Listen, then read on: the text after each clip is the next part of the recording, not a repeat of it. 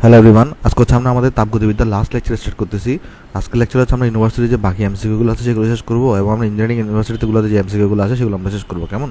তাহলে চলো আমরা একটা একটা করে শুরু করার চেষ্টা করি। আমরা রাজশাহী ইউনিভার্সিটির কোয়েশ্চেন সলভ করতেছিলাম, 18 নম্বর পর্যন্ত আমরা গত ক্লাসে সলভ করছি। চলো আমরা আজকে 19 নম্বর থেকে স্টার্ট করি। দেখো, আমাকে বলছে কি 100 ডিগ্রি সেন্টিগ্রেড তাপমাত্রার কিছু পরিমাণ পানিকে একই তাপমাত্রায় বাষ্পে পরিণত করলে এন্ট্রপির পরিবর্তনে এত পানির পরিমাণ কত ছিল। তো এখন দেখো, এখানে অ্যাকচুয়ালি এই যে 19 নম্বর ম্যাথ, এখানে আমাদের এই যে ডিএস ইকুয়াল আমরা জানি কত তাপমাত্রা, এখানে কি করছো, জাস্ট পানিকে বাষ্পে পরিণত করছো। তাহলে কি হবে, এমএলভি ডিভাইডেড বাই এখানে হবে তোমার হচ্ছে ভাই টি হবে। টিটা এখানে কত, 373, রাইট। আর এখানে ডিএস দেওয়া আছে কত, এন্ট্রপি পরিবর্তন 1.21 ইন্টু 10⁴ দেওয়া। তো এখান থেকে তোমার হচ্ছে যে বের করতে বলছে যে এলভিটা তাহলে কত হবে, এলভি ইকুয়াল টু হবে 1.21 ইন্টু 10⁴ ইন্টু 373 ডিভাইডেড বাই কত হবে, ডিভাইডেড বাই হবে তোমার এখানে ওই যে সরি এম বের করতে হবে, তোমার এম বের করতে হবে, এখানে বের করতে হবে তোমার এম। এলভি দিয়ে ভাগ করে দিবে, এলভি হচ্ছে তোমার 2.26 ইন্টু 10⁶ হয়, রাইট। তো এখানে দেখো তো কত আসবে, এটা আসা কত আসা উচিত, M equal to first of all এই যে 373টাকে আমি 3.73 ইন্টু 10⁻² লিখতে পারি। 10⁻² আর 10⁻⁴ 10⁶ হয়ে যাবে। চলো ভেঙে ভেঙে করে দিই তোমাকে। তাহলে এখানে 1.21 আছে, আমি এটাকে 3.73 লিখতে পারি, আর টোটালটাকে মিলে 10⁶ লিখতে পারি। আর নিচেও কিন্তু দেখো এখানে 2.26 আছে, 2.26 আছে, আর এখানে কিন্তু 10⁶ আছে, রাইট। আচ্ছা, তাহলে চলো আমরা দেখার চেষ্টা করি এখানে কত আসবে। এখন তুমি যদি এখানে দেখার চেষ্টা করো, যে দেখো আমরা যদি এখানে এম বের করি, আসো। তো এখানে 10⁶ কাটাকাটি যাবে, তোমার নিচে থাকবে হচ্ছে 2.26, নিচে থাকবে কত, নিচে থাকবে তোমার কাছে 2.26, আর উপরে কত আছে এখানে, এই যে আমি যদি এখানে 3.7 থেকে যদি 1.21 দিয়ে গুণ করি, তাহলে আমাদের কত আসা উচিত। আমরা একটা কাজ করি, আসো আমরা এটাকে 1.2 ধরে নিব, এবং এটাকে হচ্ছে আমরা 3.7 ধরে নিব, এই দুটাকে আমরা মাল্টিপ্লাই করবো, কেমন? আচ্ছা, তাহলে কত আসবে এখানে, আমি যদি 3.7কে যদি আমি 1.2 দিয়ে মাল্টিপ্লাই করি, দশমিক ছাড়া যদি চিন্তা করো, 2 7 14, 4 হাতে আছে 1, তারপরে তোমার হচ্ছে 2 2 3 6, 1 7, 0, এখানে হবে 7 এবং 3, তাহলে হবে 4, 14 4 হাতে আছে 1, 4 হবে। তাহলে অ্যাকচুয়ালি দুইটা বিন্দু আগে, তাহলে 4.44, তাহলে এটা কত হবে, 4.44 হবে। তো দেখো তো একটা জিনিস, এইটার এই 2.26 এর ডাবলটা কত, ডাবলটা কিন্তু হবে তোমার হচ্ছে যে অ্যারাউন্ড 4.52 মতো। সো এটা কিন্তু ডাবলের অনেকটা কাছাকাছি। সো এটার রেজাল্টটা 2 এর আশেপাশে থাকবে, 2 এর আশেপাশে থাকবে রেজাল্টটা, রাইট। এটা রেজাল্টটা কোথায় আশেপাশে থাকবে, এই রেজাল্টটা তোমার হচ্ছে 2 এর আশেপাশে থাকবে। দেখো তো 2 অপশন আছে কি না, হ্যাঁ 2 কেজি আছে, বাকিগুলো কিন্তু 2 থেকে দূরে দূরে আছে। সো 2 কেজি হচ্ছে আমার কাছে এখানে আনসার, ওকে। আচ্ছা, এরপরে বলছে আমাকে 0 ডিগ্রি সেন্টিগ্রেড তাপমাত্রা 3 কেজি বরফকে 0 ডিগ্রি সেন্টিগ্রেড তাপমাত্রার পানিতে পরিণত করলে এন্ট্রপি পরিবর্তন কত হবে, সুপ্ততাপ দেওয়া আছে। তো ডিএস বের করতে বলছে। তো এখানে তোমার হচ্ছে 3 কেজি এম, আর এখানে হচ্ছে তোমার 3.36 ইন্টু 10⁵, আর টেম্পারেচার তোমার কত এখানে দাঁড়ায় 273, টেম্পারেচার হচ্ছে তোমার কাছে এখানে 273। যেটা করতে পারি আমরা এখানে লিখতে পারি 3.36 ইন্টু 10⁵ তো আছে, আর এখানে লিখতে পারি আমরা 2.73 ইন্টু 10⁻² লিখতে পারি। তাহলে কাটাকাটি করে 3.36টাকে আমি 3.4 চিন্তা করতে পারি, 2.73টাকে 2.7 চিন্তা করতে পারি আমরা, রাইট। কারণ এখানে দেখো রেজাল্টগুলো বেশ দূরে দূরে আছে। তাহলে ইন্টু এখানে কত পাবো আমরা, 10⁻³ পাবো। তাহলে দেখো এটার আনসার কিন্তু সহজেই বলে দেওয়া যায়, এখানে কত আসবে এখন। আচ্ছা, একটা সেকেন্ড, এখানে তো আমরা একটা 3 সহ মাল্টিপ্লাই করা আছে, আমি 3টা দিই না এখানে বলে, এখানে একটা 3 সহ মাল্টিপ্লাই করা আছে। দ্যাট মিনস এখানে তোমার হবে 3 ইন্টু 3.4 ডিভাইডেড বাই 2.7 ইন্টু 10⁻³ হবে, রাইট। তাহলে এখানে দেখো গুণফল করলে কত আসবে, 3.4 গুণ করলে এখানে 2 হবে, 3 4 12, হাতে আছে 2, হাতে আছে 1, 3 3 আর 9, 1 10 হয়ে যাবে। তাহলে 10.2কে আমি তাহলে 2.7 দিয়ে ভাগ করতে হবে। তাহলে কত আসবে, এটা 2.7 যদি হয়, তাহলে এটা ডাবল হচ্ছে যে 5.4, তারপর ওইটা ডাবল হচ্ছে আবার 10.8, তাহলে 4 গুণ থেকে কম হবে। তাহলে রেজাল্টটা <4 হবে। এই রেজাল্টটা কত হবে, <4 হবে ইন্টু 10⁻³। তো <4 দেখো অপশনে কয়টা আছে, শুধু একটা আছে, 3 6 9 2, এটা হচ্ছে আমার কাছে এখানে আনসার, কেমন? আশা করি আমরা সবাই বুঝতে পারছি। 15 ডিগ্রি সেন্টিগ্রেড কত ফারেনহাইটের সমান, তাহলে হচ্ছে 15 C ডিভাইডেড বাই 5 যেগুলো হচ্ছে F মাইনাস 32 ডিভাইডেড বাই হচ্ছে 9। তো 15 ডিভাইডেড বাই 5 হচ্ছে 3 আসবে। তাহলে দেখো F কত আসবে এখানে, 3 নং 27, হাতে এখানে 32 যোগ করে দাও, তাহলে থাকবে 7 আর 2 যোগ করলে 9, 3 আর 2 যোগ করলে 5, তাহলে 59 ডিগ্রি ফারেনহাইট। তাহলে কত কত ফারেনহাইটের সমান 59 ডিগ্রি ফারেনহাইটের সমান। আশা করি তোমরা অঙ্কটা সবাই এখানে বুঝতে পারছো। তাহলে চলো আমরা নেক্সট অঙ্কে চলে যাই। আসো আমরা সেখানে দেখি সূর্যের পৃষ্ঠের তাপমাত্রা 600 কেলভিন, সেলসিয়াস স্কেলে কত। তো সেলসিয়াস স্কেলে 600 থেকে জাস্ট তুমি কত 6000 থেকে জাস্ট কত বিয়োগ দাও, 273 বিয়োগ দাও, তাহলে হয়ে যাবে। এখানে থাকবে 7, এটা 9, এখানে এটা 9 হয়ে গেছে, 9 থেকে 7 গেলে চলে গেলে 2 থাকে, এটা 9 হয়ে গেছে। তো 9 থেকে 2 চলে গেলে এখানে কত থাকে বলো তো, 7 থাকে, এটা 5 হয়ে গেছে। 5 7 ডিগ্রি সেন্টিগ্রেড, এটা হচ্ছে আমার কাছে এখানে আনসার। কেমন? আচ্ছা, তাহলে চলো পরেরটা দিকে আসো। পরেরটা দেখো আমার এখানে কী বলতেছে, একটি ত্রুটিপূর্ণ থার্মোমিটার বা স্বাভাবিক চাপে বরফের 1 ডিগ্রি এবং বাষ্পের 98 ডিগ্রি পার দেয়। উক্ত থার্মোমিটার 40 ডিগ্রি সেন্টিগ্রেড পার দিলে প্রকৃত তাপমাত্রা কত? তো প্রকৃত তাপমাত্রা হচ্ছে সি ডিভাইডেড বাই হচ্ছে 100 থাকবে এখানে। আর এখানে থাকবে কত বলো তো, ওই যে এটা দিচ্ছে 40 থেকে 1 বাদ দিবা, 98 থেকে তুমি হচ্ছে 1 বাদ দিবা। কেমন? তাহলে এখানে দেখো কত থাকবে, C equal to 39 divided by 97 into তোমার হচ্ছে এখানে 100 থাকবে। তাহলে এখান থেকে আমরা অ্যাপ্রক্সিমেট রেজাল্টটা বের করতে পারি। এখানে কীভাবে বের হবে দেখো, এটা আমরা যেটা করতে পারি, এখানে কি 3 দিয়ে কাটাকাটি করা যায়? 3 দিয়ে কিন্তু কাটাকাটি করা যাচ্ছে না। আচ্ছা, এখানে আমরা যেটা করতে পারি, এটাকে আমরা লিখতে পারি কত বলো তো, এটাকে আমরা লিখতে পারি C is equal to 3.9 divided by 9.7 লিখতে পারি, এখানে 100 লিখতে পারি। কেমন? আচ্ছা 3.9কে যদি আমি ডাবল করি তাহলে কত আসবে? এখানে ডাবল করলে, ডাবল করা হলে তোমার আসবে হচ্ছে যে ভাই 6, আর হচ্ছে যে 7.8 আসবে।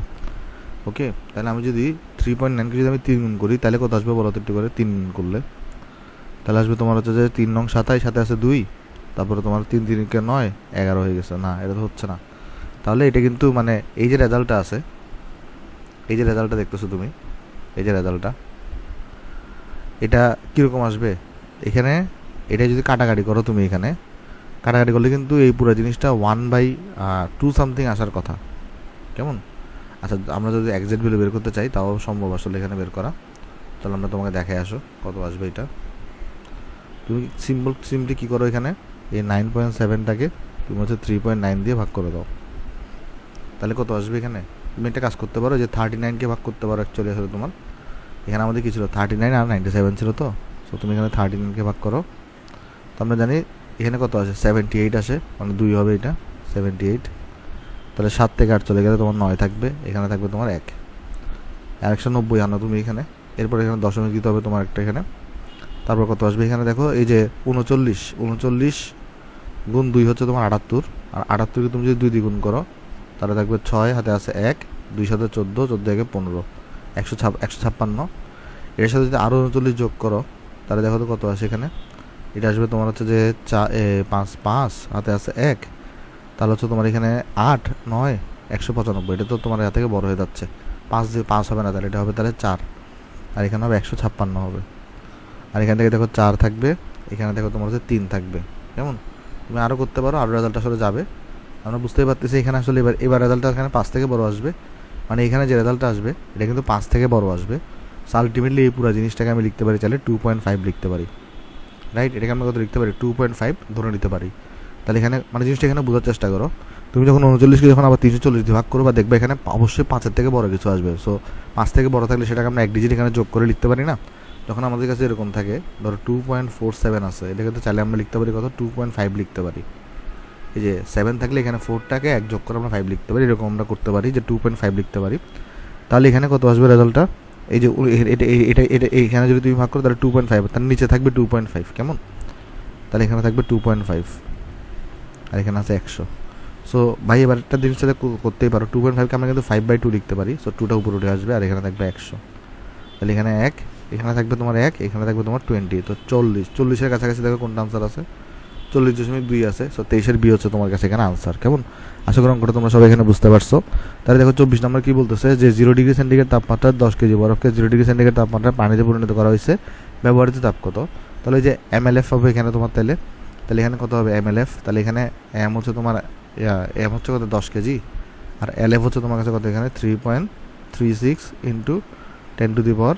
তাহলে কত হবে এটা, 3.36 ইন্টু 10⁶ হয়ে গেছে। বাট আমাকে এটা কি, এটা তো আমাদের কিছু চলে আসছে বলতে জুলে আসছে। কেমন? বাট আমাকে এটা কিসে কনভার্ট করতে বলছে, আমাকে বলছে এটা ক্যালোরিতে কনভার্ট করো। তো জুলকে সরি 10⁻⁶ হবে। তো ক্যালোরিতে কনভার্ট করার উপায় কী বলো তো, আমরা সবাই জানি 1 ক্যালোরি মানে তোমার হচ্ছে যে 4.2 জুল। তাহলে আমার যদি ক্যালোরিতে কনভার্ট করতে যাই তো এই জুলটাকে তাহলে আমার 4.2 দিয়ে ভাগ করতে হবে। তার সব আমরা ভাগ করি, তাহলে এখানে তাহলে আছে কত 3.6, এখানে তাহলে আমরা 4.2 দিয়ে ভাগ করবো, 10⁶ পাবো। ওকে, আচ্ছা তাহলে চলো একটা কাজ করার চেষ্টা করি আমরা এখানে। যদি আমরা এখানে এই যে অ্যাকচুয়ালি যদি 300, এখানে যদি আমি 360 চিন্তা করতাম, তাহলে এখানে যদি 42 চিন্তা করতাম, এখানে আগে থেকে দশমিক থাকতো, কারণ এখানে 360 তো ছিল না, 36 ছিল, আমি এটা 360 চিন্তা করছি এখানে, কেমন? আচ্ছা তারপরে দেখো এখানে যেটা আসতো সেটা হচ্ছে যে তোমার কাছে কত হইতে তাহলে 42, এখানে 42 36, তো তাহলে তোমার 32 মানে 80, তাহলে হচ্ছে যে 42 × 8 যদি করো তাহলে কত আসবে? এখানে 42 × 8 মানে 40 × 8 কত 320, আর 2 হচ্ছে যে 16 আসবে, 2 × 16, 2 × 8 মানে 16, তাহলে এটা হয়ে যাবে 336। আর এখানে থাকবে তোমার 8, আর এখানে থাকবে কত 4, এখানে থাকবে তোমার 2, আর 40 যেখানে হবে। তো 42 আর 24-এর মধ্যে তোমার হচ্ছে 5 দিয়ে করো, তাহলে এখানে একটা তোমার থাকবে হচ্ছে যে 205 দিয়ে করলে 200 আসবে, 210 আসবে, এখানে 5 দিলে এখানে 5 আসবে, এখানে তোমার 30 আসবে, এভাবে চলতে থাকবে। মানে আমি এখানে 0.85 চিন্তা করতে পারি এটাকে, কেমন? মানে আমি এটাকে কী করতে পারি, এই যে আমরা এখানে চিন্তা করতে পারি, তোমার এখানে 0.85 চিন্তা করতে পারি। আর এখানে আছে তোমার কাছে কত, এই যে 10⁶ আছে। আলটিমেট জিনিসটাকে আমি এখানে কি লিখতে পারি, যে আমার এখানে ক্যালোরিতে যদি প্রকাশ করতে চাই, এটা কিন্তু অনেকটা লেখা যায় তোমার হচ্ছে 850 × 10⁻³ এর মতো, সেটা আসলে কিলো ক্যালোরি হবে। অপশানে এখানে একটু ভুল আছে, এটা ক্যালোরি না, এটা হবে কিলো ক্যালোরি। সবগুলো অপশানে কত থাকতে হবে? কিলো ক্যালোরি থাকতে হবে। তাহলে দেখো 850-এর কাছাকাছি কোনটা আছে? 850 কিলো ক্যালোরির কাছাকাছি, 850 কিলো ক্যালোরির কাছাকাছি দেখো কোনটা আছে, এটা হচ্ছে আমার সি নাম্বার অপশনটা। তো সি নাম্বার হচ্ছে কারেক্ট আনসার, কেমন? আচ্ছা আশা করি যে এটা কিন্তু অপশানে ভুল আছে, এটা অটো মার্কস পাবা, সো টেনশন নিও না। এরপর আমাকে বলছে উঁচু পাহাড়ে রান্না করা সহজ নয়, কেন? কারণ উঁচু পাহাড়ে কী থাকে বলো তো? উঁচু পাহাড়ে তোমার হচ্ছে যে পানির স্ফুটনাঙ্ক কম থাকে, এই জন্য সহজে সিদ্ধ হয়ে তাড়াতাড়ি, মানে সিদ্ধ হওয়ার আগে এটি স্ফুটনাঙ্কে কনভার্ট হয়ে যায়, তাই তোমার এখানে রান্না করা সহজ নয়। প্রত্যাগামী প্রক্রিয়ায় যে কোনো ব্যবস্থার এন্ট্রপি কী হয়? স্থির থাকে, কারণ আমরা জানি প্রত্যাগামী প্রক্রিয়াতে এন্ট্রপি পরিবর্তন করে থাকে 0 থাকে। আমরা দেখে আসছি গত ক্লাসে যে প্রত্যাগামী প্রক্রিয়াতে এন্ট্রপি পরিবর্তন ডিএস করে থাকে 0 থাকে। তো ডিএস 0 থাকা মানে কি? এই যে আমাদের যে এন্ট্রপিটা সেটা কী থাকবে বলো তো? স্থির থাকবে, কেমন? আশা করি জিনিসটা আমরা সবাই এখানে বুঝতে পারছি। চলো আমরা নেক্সটে চলে যাই। আসলে আমরা তোমার জগন্নাথ বিশ্ববিদ্যালয়ে এমসিকিউ সলভ করি। এখানে দেখো আমি কী বলছে, ধীরে ধীরে সংঘটিত সমষ্ণ এবং রুদ্ধতাপীয় পরিবর্তনে এন্ট্রপির পরিবর্তন কত? তো রুদ্ধতাপীয় পরিবর্তনে এন্ট্রপি পরিবর্তন 0, বাট ধীরে ধীরে তুমি যদি সমষ্ণ পরিবর্তন করো তাহলে এন্ট্রপি 0 না। তো এখানে অ্যাকচুয়ালি এটা আসলে এটা হবে যেটা রুদ্ধতাপীয় পরিবর্তনে এন্ট্রপি পরিবর্তন কত, এটা এই কোশ্চেনটা এখানে এক্সট্রা আসছে। এটা হবে তোমার রুদ্ধতাপীয় প্রক্রিয়ায় পরিবর্তনে এন্ট্রপি পরিবর্তন কত? এন্ট্রপি পরিবর্তন হবে ΔS = 0, কেমন? কারণ সমষ্ণতে কিন্তু এন্ট্রপি থাকে, বাট রুদ্ধতাপীয়তে এন্ট্রপি থাকে না। পিভি গামা ইকুয়াল টু ধ্রুবক সমীকরণে দ্বিপরমাণবিক গ্যাসের ক্ষেত্রে গামা কত? 1.4 হয়ে থাকে। এন্ট্রপি এর একক কোনটি? জুল পার কেলভিন হয়ে থাকে, কেমন? আচ্ছা চলো আমরা নেক্সটে যাই। তো এই বিষয়তে জায়গা আছে, আমরা একটা কাজ করে আগের বিষয়ে চলো এটাকে নিয়ে আসি। এখানে আসো করি আমরা এটাকে, আসো এখানে দেখো কী বলতেছে আমাকে, যে কোনো একটা সিস্টেম যদি টি পরম তাপমাত্রায় ডিকিউ পরিমাণ তাপ গ্রহণ বা বর্জন করে, তাহলে এন্ট্রপি পরিবর্তন ডিএস = হবে DQ/T হবে। সি নাম্বার হচ্ছে আমার কাছে কারেক্ট আনসার। একটি রুদ্ধতাপীয় প্রক্রিয়ায় পরিবেশের তাপমাত্রা হ্রাস পেলে সিস্টেমের অন্য গতিশক্তি কী হয় সেটা জিজ্ঞেস করছে, কেমন? চলো আমি তোমাকে দেখানোর চেষ্টা করি। রুদ্ধতাপীয় প্রক্রিয়া না, রুদ্ধতাপীয় প্রক্রিয়াতে কী হবে? ডিকিউটা 0 হবে।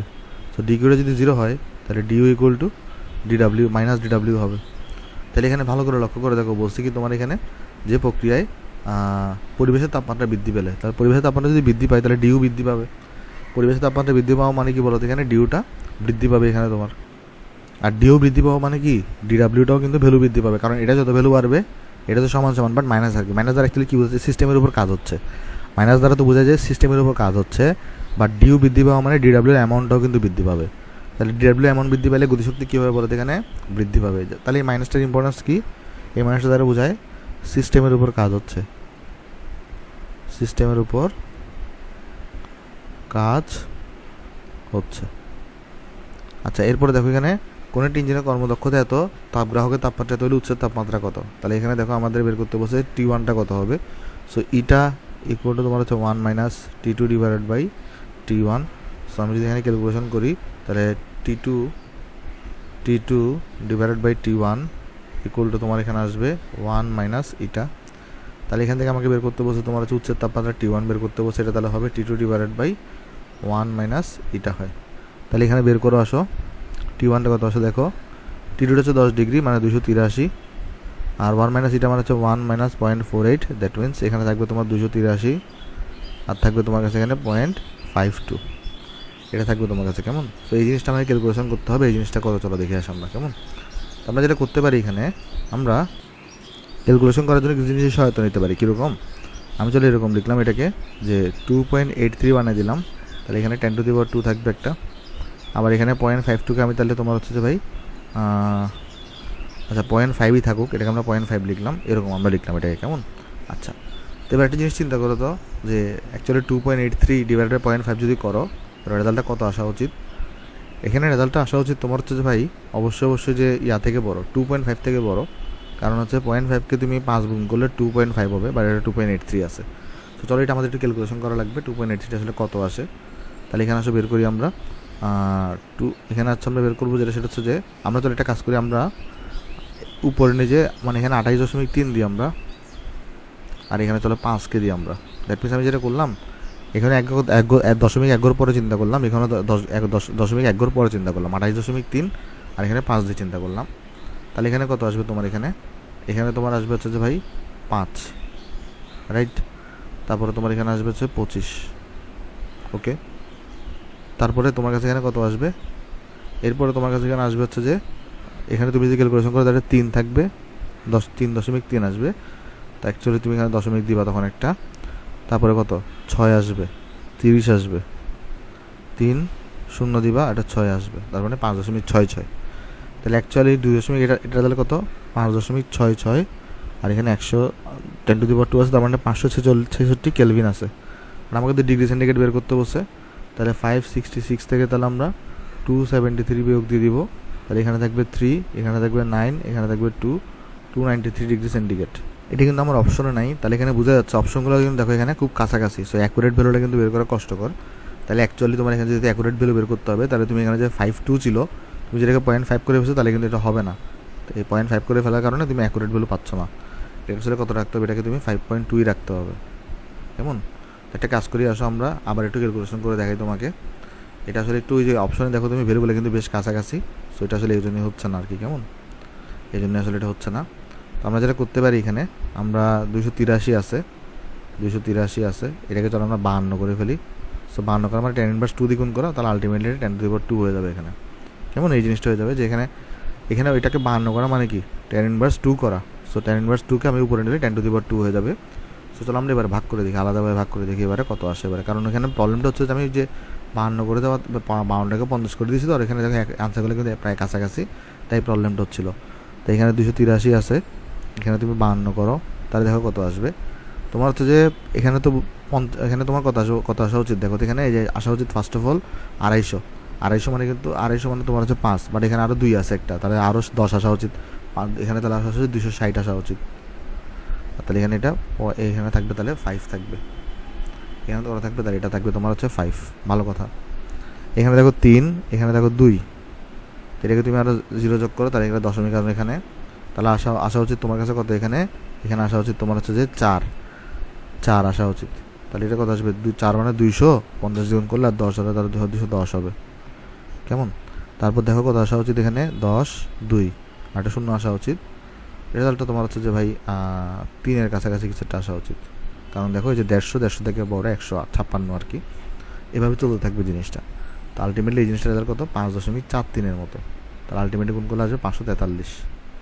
তখন 543 থেকে তুমি তাহলে কত বিয়োগ দাও? 543 থেকে তাহলে তুমি 273 বিয়োগ দাও। 543 বিয়োগ 273 বিয়োগ করো, তাহলে 3 থেকে 3 গেলে 0 থাকবে, 14 থেকে 7 গেলে 7 থাকবে, এখানে থাকবে 2 থাকবে। 270-এর কাছাকাছি যেটা আনসার সেটা হচ্ছে আনসার। 270-এর কাছাকাছি কি আছে? এখানে এ নাম্বারটা আছে। সো এ নাম্বারটা এখানে কারেক্ট আনসার। মানে এগুলো সব 270-এর কাছাকাছি, বাট সবচেয়ে ছোটো করে আমাকে নিতে হবে। কেমন? আশা করি অঙ্কটা আমরা সবাই এখানে বুঝতে পারছি। তবে এই ধরনের আসলে সেন্সিটিভ ক্যালকুলেশন দেওয়া উচিত না, যেটা তোমার কাছে ক্যালকুলেটার নাই আসলে। ওকে, তাহলে চলো নেক্সটে যাই আমরা। আমরা নেক্সট অঙ্কটাতে যাই। নেক্সট আমরা এটা দেখি। এখানে আমাকে বলছে কি সেলসিয়াস স্কেলে তাপমাত্রা পরিবর্তন এত হলে ফারেনহাইট স্কেলের পরিবর্তন কত হবে। দেখো সেলসিয়াস স্কেলে যখন 100 ডিগ্রি সেন্টিগ্রেডে ফারেনহাইট পরিবর্তন হয়, তখন ফারেনহাইট স্কেলে পরিবর্তন হয় 180 ডিগ্রি, রাইট। কারণ দেখো এই যে 0 থেকে 100 যায় তখন 32 থেকে 212-তে যায়, 180 ডিগ্রি ফারেনহাইট। তাহলে এখন সেলসিয়াসে যদি 35 ডিগ্রি সেন্টিগ্রেড পরিবর্তন হয়, তাহলে ফারেনহাইটে কত হওয়া উচিত? 180 ডিগ্রি 180 ইন্টু 35 ডিভাইডেড বাই 100 হওয়া উচিত। তাহলে এখানে কত হবে? এটা হয়ে যাবে তোমার 1.8 ইন্টু 35 হয়ে যাবে। তাহলে এখানে কত থাকবে দেখো, 35কে তাহলে তোমরা হচ্ছে যে এখানে 18 দিয়ে গুণ করো, তাহলে 8 5 40, 4 হাতে আছে 4, 8 3 তোমার হচ্ছে যে 24, 24 4 যোগ করলে 28, তারপর এখানে আছে 0 5 এবং 3, 0 13 3 হাতে আছে 1 6 হবে এটা, তাহলে এটা হবে 63, কারণ এখানে দেখো একটা 1.8 ছিল, তাহলে এটা হবে তোমার কাছে কত? 63 হবে। সো 63 ডিগ্রি ফারেনহাইট, সেটা আমার নাম্বার হচ্ছে আনসার। 30 ডিগ্রি সেন্টিগ্রেড তাপমাত্রায় কোনো গ্যাসের রুদ্ধতাপের প্রক্রিয়া চাপ দ্বিগুণ করা হয়েছে, তাপমাত্রা বৃদ্ধি নির্ণয় করো, ডেল্টা টি বের করতে বলছে, তাহলে T2 আগে বের করতে হবে। সেখানে কিন্তু করা অনেক কষ্টসাধ্য। T2 মানে কি? T2 into P2 1 minus gamma divided by gamma is equal to T1 P1 1 minus gamma divided by gamma. তাহলে এখানে কত আসবে? T2 মানে তোমার বের করবা, চাপ তুমি দ্বিগুণ করে ফেলছো, সো তোমার অ্যাকচুয়ালি তাহলে এখানে কত হয়ে যাবে দেখো, এটা T1 তো 303, আর P1টা কত আসবে? তাহলে চাপ দ্বিগুণ করে ফেলছো মানে 1/2 হয়ে যাবে এটা, আর এখানে হয়ে যাবে 0.4 ডিভাইডেড বাই 1.4। তাহলে এটা কিন্তু ভাই নর্মালি ক্যালকুলেশন করা অনেক টাফ, সো এটার আনসার আমি বলে দিই, এটা ক্যালকুলেশন করা টাফ, এটা তুমি পরীক্ষায় ক্যালকুলেশন করার দরকার নাই। এই ক্যালকুলেশনটা তুমি কারেক্ট আনসার বের করা অনেক কষ্ট, সো আমি জাস্ট তোমাকে আনসার লিখে দিই, এটা পরীক্ষায় পারার দরকার নেই আর কি, কেমন? রিসিভ করে আসবো আমরা, নাম্বার হচ্ছে আনসার। আচ্ছা, তাহলে যখন আমরা নেক্সটে চলে যাই, আমরা এখন তোমাদের চট্টগ্রাম বিশ্ববিদ্যালয়ের যে প্রবলেমগুলো আছে সেগুলো করিয়ে আসো আস্তে আস্তে। ফার্স্টে আমাকে বলছে কি, তাপমাত্রা সেলসিয়াস স্কেলে পরিবর্তন 5 ডিগ্রি পরিবর্তন হলে ফারেনহাইট স্কেলে কত পরিবর্তন হবে? সোজা হিসাব, 100 ডিগ্রি সেন্টিগ্রেডের জন্য ফারেনহাইট স্কেলে পরিবর্তন হয় 180 ডিগ্রি ফারেনহাইট, তাহলে 5 ডিগ্রির জন্য কতটুকু পরিবর্তন হবে? দেখো এখানে 180 ইন্টু 5 ডিভাইডেড বাই তোমার হচ্ছে 100, তাহলে থাকবে 1.8 ইন্টু 5 থাকবে, তাহলে 5 8 40, হাতে আছে 4, তারপরে তোমার এখানে 5 1 5 9, তো এখানে হবে 9 ডিগ্রি পরিবর্তন হবে, কেমন? এবার বলছে কোন তাপমাত্রায় সেলসিয়াস এবং ফারেনহাইট স্কেলে কি পারবে? -40 ডিগ্রি, এটা আমরা শিখে আসছি। পানির হিমাঙ্ক কত হয়ে থাকে? পানির হিমাঙ্ক হয়ে থাকে 0 ডিগ্রি সেন্টিগ্রেড বা 32 ডিগ্রি ফারেনহাইট হয়ে থাকে, কেমন? তাহলে আমরা নেক্সটে যাই আসো। নেক্সট আমরা এখানে বলতেছি গৃহীত তাপ এবং বর্জ্য তাপ এত হলে ইঞ্জিনের দক্ষতা কত?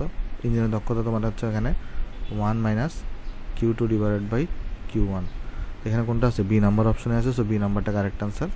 ফুটন্ত পানি বাষ্পে পরিণত হচ্ছে, এই অবস্থায় পানির আপেক্ষিক তাপ হবে, আমাদের যে ফুটন্ত পানিটা কিসে কনভার্ট হচ্ছে তোমার ভাই? বাষ্পে পরিণত হচ্ছে। এই অবস্থায় এই পানির আপেক্ষিক তাপ কত হবে? 0 না, 0 তো হবে না, 1 চেয়ে ছোটো না। জিনিসটা দেখো এখানে এটা কত হয়? 2.26 ইন্টু 10⁶ টাইপের, অনেক বিশাল ভ্যালু হয়।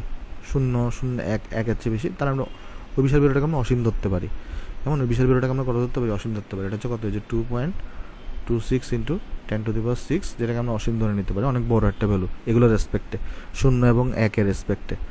তাপ ইঞ্জিনের কর্মদক্ষতা এত, তাপগ্রাহকের তাপমাত্রা এত হলে উচ্চের তাপমাত্রা কত? সো আমরা একটু রেখে আসছি যে ইটা ইজ ইকুয়াল টু কত হইতো? 1 minus T2 divided by T1, তাহলে এখান থেকে আমরা লিখতে পারি T2 divided by T1 equal to হচ্ছে 1 মাইনাস ইটা, তাহলে এখান থেকে আমরা লিখতে পারি যে T1 ইকুয়াল টু হচ্ছে তোমার কত? T2 ডিভাইডেড বাই 1 মাইনাস ইটা। সেখানে এটা দেওয়া আছে কত? 127, 273 যোগ করলে এখানে আসবে 400, এখানে আসবে 1 মাইনাস 0.8, তাহলে এটা যাবে তোমার 0.2 হয়ে যাবে। তো 0.2কে আমরা লিখতে পারি চাইলে কত বলো তো? 1/5, 400, তো 5 উপরে গিয়ে কত হয়ে যাবে এখানে বলো? এটা হয়ে যাবে তোমার হচ্ছে যে ভাই 2000 কেলভিন। 2000 কেলভিন হচ্ছে তোমার অপশন এ নাম্বার হচ্ছে তোমার কাছে কারেক্ট আনসার, কেমন? আশা করি আমরা সবাই বুঝতে পারছি। চলো আমরা নেক্সটে চলে যাই। নেক্সট আমাকে বলতেছে যে তাপমাত্রার পরিবর্তন না করে তোমার হচ্ছে যে ভাই কঠিন তরল অবস্থা থেকে কঠিন অবস্থায় পরিণত হতে একক ভরের বর্জ্য তাপকে বলা হবে গলনের আপেক্ষিক সুপ্ত তাপ, কারণ আমরা জানি যে গলে যাচ্ছে তরল থেকে। আচ্ছা দাঁড়াও, এখানে বলছে কি তরল থেকে কঠিন অবস্থায় পরিণত হবে। একটা জিনিস দেখো, কঠিন থেকে যখন তরলে পরিণত হয় তখন এটাকে আমরা বলি তরলের মানে, অথবা আমরা বলি গলনের সুপ্ততাপ। এটা আমরা কি বলি? আমরা বলি গলনের সুপ্ততাপ বলি, কেমন? যখন কি হয়? কঠিন থেকে যখন তরলে কনভার্ট হয়। আর যদি তোমার তরল থেকে কঠিনে কনভার্ট হয় তাহলে আসলে এটার জন্য যে তাপটা দরকার সেটাকে আমরা বলি কঠিন ভবনের, কারণ কঠিনে কনভার্ট করতেছো, কঠিন ভবনের সুপ্ত তাপ। কেমন? এই জিনিসটা আমরা একটু মনে রাখবো। যখন আমাদের কঠিন থেকে তরলে কনভার্ট হয় তখন সেটাকে আমরা বলি গড়নের সুপ্ত তাপ, আর যখন তরল থেকে কঠিনে কনভার্ট হয় তখন সেটাকে আমরা বলি কঠিন ভবনের সুপ্ত তাপ। আমাকে এখানে বলছে তরল থেকে কঠিনে কনভার্ট হচ্ছে, সেটা কিন্তু গড়নের সুপ্ত তাপ হবে না, এটা কিন্তু হবে কি বলতো কঠিন ভবনের আপেক্ষিক সুপ্ত তাপ। কেমন? এরপর বলছে 40 ডিগ্রি ফারেনহাইট স্কেলে পরিমাপ করলে পাই হচ্ছে আমরা 104 ডিগ্রি ফারেনহাইট। তাহলে -40 ডিগ্রি ফারেনহাইট তাপমাত্রা স্কেলে সেলসিয়াসে পরিমাপ করলে কত হবে? আমরা জানি -40 ডিগ্রিতে ফারেনহাইট স্কেলে যে ভ্যালু আসে সেলসিয়াস স্কেলে সেম ভ্যালু আসে, মানে -40 ডিগ্রি আসবে। কেমন? যে কোনো ব্যবস্থায় সম্পন্ন কাজ এবং অভ্যন্তরীণ শক্তির পরিবর্তনের সমষ্টি সর্বদা প্রযুক্ত তাপের সমান। কারণ ডিকিউ ইকুয়াল কি হয়ে থাকে বলো তো? আমরা সবাই জানি ডিকিউ ইকুয়াল হয়ে থাকে তোমার হচ্ছে ডিইউ প্লাস ডিডাব্লিউ হয়ে থাকে। কেমন? তাহলে চলো নেক্সটে চলে যাই আমরা। আমরা তাহলে এখানে দেখি, এখানে বলতেছে সেলসিয়াস ও ফারেনহাইট স্কেলে তোমার হচ্ছে যে ভাই সি এবং এফ এর সম্পর্ক কোনটা সঠিক? আমরা সবাই জানি C divided by 5 equal to কত হয়ে থাকে? এফ মাইনাস 32 ডিভাইডেড বাই 9 হয়ে থাকে। তো সব বাম পাশে তোমার এখানে সি আছে, তো আমরা যদি সি ইকুয়াল লিখতে চাই তাহলে এটা আসবে 5/9, আর হচ্ছে তোমার এখানে আসবে এফ মাইনাস 32। এটা তোমার বি নাম্বার অপশন আছে, সো বি নাম্বারটা কারেক্ট আনসার। 2 কেজি পানির তাপমাত্রা 0 ডিগ্রি সেন্টিগ্রেড থেকে 30 ডিগ্রি উন্নত করতে প্রয়োজনীয় তাপ কত? M S del theta. তাহলে এখানে এম হচ্ছে 2, এস হচ্ছে তোমার 4200, আর ডেল থিটা তোমার এখানে 30। তাহলে দেখো এখানে কত আসবে, এটা হিসাব করো, তাহলে আসবে 60 ইন্টু 4200। তাহলে 42কে তুমি 6 দিয়ে গুণ করো, তাহলে 6 দিয়ে 12, হাতে আছে 1, 6 4 24, হাতে কি হচ্ছে 25। তাহলে এখানে থাকবে 252, এখানে আছে 1 2 3, এটাকে আমরা লিখতে পারি তাহলে 252 কিলো জুল। সো আমাদের বি নাম্বার হচ্ছে কারেক্ট আনসার। কেমন? আচ্ছা, গামা ইকুয়াল টু 1.41, এটা কিসের জন্য বলেছে? দ্বিপারমাণবিক। গামা ইকুয়াল যদি 1.41 হয় তাহলে এটা হচ্ছে আমাদের কি? দ্বিপারমাণবিক গ্যাস। দেখো অপশনের মধ্যে কোনটা কোনটা দ্বিপারমাণবিক আছে? হাইড্রোজেন দ্বিপারমাণবিক, অক্সিজেন দ্বিপারমাণবিক, নাইট্রোজেন দ্বিপারমাণবিক, সবগুলো হচ্ছে দ্বিপারমাণবিক। কেমন? তো আমরা তাহলে নেক্সটে চলে যাই। আসো, তাপমাত্রার স্কেলগুলোর মধ্যে কোনটা সঠিক সম্পর্ক? C/5 F minus 32 divided by 9। তাহলে এখানে হচ্ছে কত? C/5 F minus 32 divided by 9, Rankine minus তোমার 492 ডিভাইডেড বাই 9। তাহলে কিন্তু আমাদের এখানে এই যে 13 নম্বরের ডি নাম্বার হচ্ছে correct answer. CP minus CV equal to R, এই সম্পর্ককে কী বলা হয়? মনে রাখবে, এই সম্পর্কে বলা হয় বয়েলস সম্পর্ক। কেমন? একটু মুখস্থ রাখতে হবে এটা। CP minus CV equal to R, এটাকে আমাদের একটু মুখস্থ রাখতে হবে। এটাকে আমরা কী বলে থাকি? বয়েলসের সম্পর্ক বলে থাকি, একটু মুখস্থ রাখতে হবে। তারপর বলছে এখানে কোনো সিস্টেমের শক্তি রূপান্তরের অক্ষমতাকে আমরা কী বলে থাকি? এন্ট্রপি বলে থাকি। আমরা গত ক্লাসে পড়ে আসছি কোনটা সিস্টেমের যে শক্তি রূপান্তরের যে তোমার অক্ষমতা, সেটাকে আমরা কী বলে থাকি? সেটাকে আমরা এন্ট্রপি বলে থাকি। কেমন? তাহলে আমরা নেক্সটে চলে যাই। খুলনা বিশ্ববিদ্যালয়ে কোয়েশ্চেন আছে, আমরা চলে এটা করিয়ে আসি। দেখো প্রথম কোয়েশ্চনের নামে কী বলছে? এক খণ্ড বরফ উপর থেকে ভূমিতে পতিত হলো, এতে পতন শক্তির 50% তাপে রূপান্তরিত হওয়ায় বরফ খণ্ডটির এক চতুর্থাংশ গলে গেল। খণ্ডটি কত কিলোমিটার উচ্চতাতে পতিত হয়েছিল? কেমন? তাহলে পতন শক্তি হচ্ছে তোমার mgh, বাট এটার অর্ধেক তাপে রূপান্তরিত হয়েছে, মানে 50%, তার মানে হাফ তাপে রূপান্তরিত হয়েছে। আর 1/4 বরফ গলছে, তার মানে m/4 গলছে, m/4 ইন্টু LF হবে। তাহলে এখান থেকে আমরা বোথ সাইড থেকে 2 কাটাকাটি করতে পারি, কাটাকাটি করতে পারি। তাহলে GH থাকবে এখানে, তাহলে থাকবে LF ডিভাইডেড বাই 2 থাকবে। আমাকে এইচ বের করতে বলছে, সেটা হবে LF ডিভাইডেড বাই 2G হবে। তারপরে তাহলে আমাকে বের করতে হবে, এখন দেখো LF এর ভ্যালু কত হয়? 3.36 ইন্টু 10⁵ হয়ে থাকে। 2G মান হচ্ছে 19.6, 9.8 হয়ে থাকে, রাইট? তাহলে এটাকে আমরা লিখতে পারি এখন 3.36 ডিভাইডেড বাই 1.96, এখানে তাহলে থাকবে 10⁴। কেন? কারণ এটাকে আমরা 1.96 কিন্তু 10 লিখতে পারি, 10 আর 10⁴ 5 কাটাকাটি গিয়ে 10⁴ থাকবে এখানে। কেমন? আচ্ছা, আশা করি জিনিসটা আমরা সবাই এখানে বুঝতে পারছি। তাহলে দেখো এখানে যে আনসারগুলো আছে এটা কিন্তু বেশ দূরে দূরে আছে, 1.7, 8.5, 17.1, 34.28। আমরা এখানে কিছু অ্যাজাম্পশন করতে পারি। কী অ্যাজাম্পশন করতে পারি? আমরা 1.96টাকে আমরা 2 ধরে নিতে পারি, আর 3.36 এটাকে চাইলে আমরা কত ধরতে পারি বলো তো? এটাকে আমরা চাইলে হচ্ছে তোমার 3.4 ধরতে পারি, রাইট? 3.36কে আমরা 3.4 ধরতে পারি। তাহলে কত আসা উচিত এখানে? 3.4কে তুমি যদি 2 দিয়ে ভাগ করো, 34কে তুমি যদি 2 দিয়ে ভাগ করো, তাহলে 1.7-এর মতো আসা উচিত। কেমন? তারপরে তোমার এখানে কত আসা উচিত? 10⁴ আসা উচিত। আমাকে কিলোমিটার প্রকাশ করতে হবে, সেটা তো মিটারে আছে, সেখানে তাহলে আসবে 17 কিলোমিটারের মতো আসবে। দেখো 17 কিলোমিটার কোথায় আছে? 17 কিলোমিটার আছে তোমার হচ্ছে ভাই C number option, so C নাম্বারটা হচ্ছে কারেক্ট আনসার। তাহলে চলো আমরা নেক্সটে দেখি। নেক্সটে আমাকে বলছে চলন্ত গাড়ির টায়ারের ভিতর কোন তাপগতি প্রক্রিয়া চলে? সমায়তনীয় তাপগতি প্রক্রিয়া চলে। তারপর আমাকে এখানে বলা হচ্ছে কত কেলভিন তাপমাত্রায় অর্ধপরিবাহী অন্তরক হিসেবে কাজ করে। এটা যখন তোমরা সেমিকন্ডাক্টর পড়বা তখন আমি তোমাদেরকে পড়াবো। এটা আসলে অ্যাকচুয়ালি হয় তোমার হচ্ছে ভাই যে 0 কেলভিন মানে 0 কেলভিন তাপমাত্রাতে, বা তোমার হচ্ছে -273.16 ডিগ্রি সেন্টিগ্রেড তাপমাত্রাতে। বাট তোমার অপশনে তো কোনোটাই দেওয়া নাই। সো এখানে আসলে কী হবে, এটা আনসার হবে no correct answer, no correct answer. Correct answer আসলে তোমার হচ্ছে 0 কেলভিন বা ওই যে -273.16 ডিগ্রি সেন্টিগ্রেড। এখানে হচ্ছে যে অন্তরক হিসেবে কাজ করে। কেমন, সেটা যখন আমরা সেমিকন্ডাক্টর পড়বো তখন আমরা দেখবো, এখন টেনশন করার কিছু নেই। চলো আমরা নেক্সটে যাই আসো।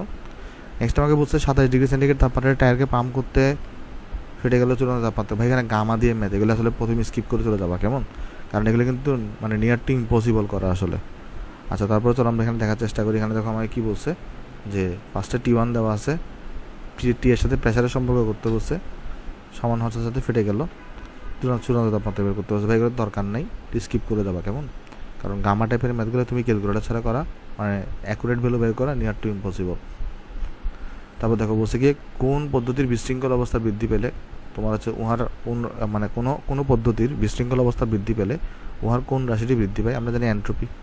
এন্ট্রপির প্রকাশ ডিএসকে কীভাবে প্রকাশ করা হয়, DS equal DQ divided by T. DS equal তোমার হচ্ছে DQ divided by T. So DS equal SQ divided by T, এটাও তো না। ডিএস ডিভাইডেড বাই টিটাও না। টি ডিভাইডেড বাই এটাও তো না।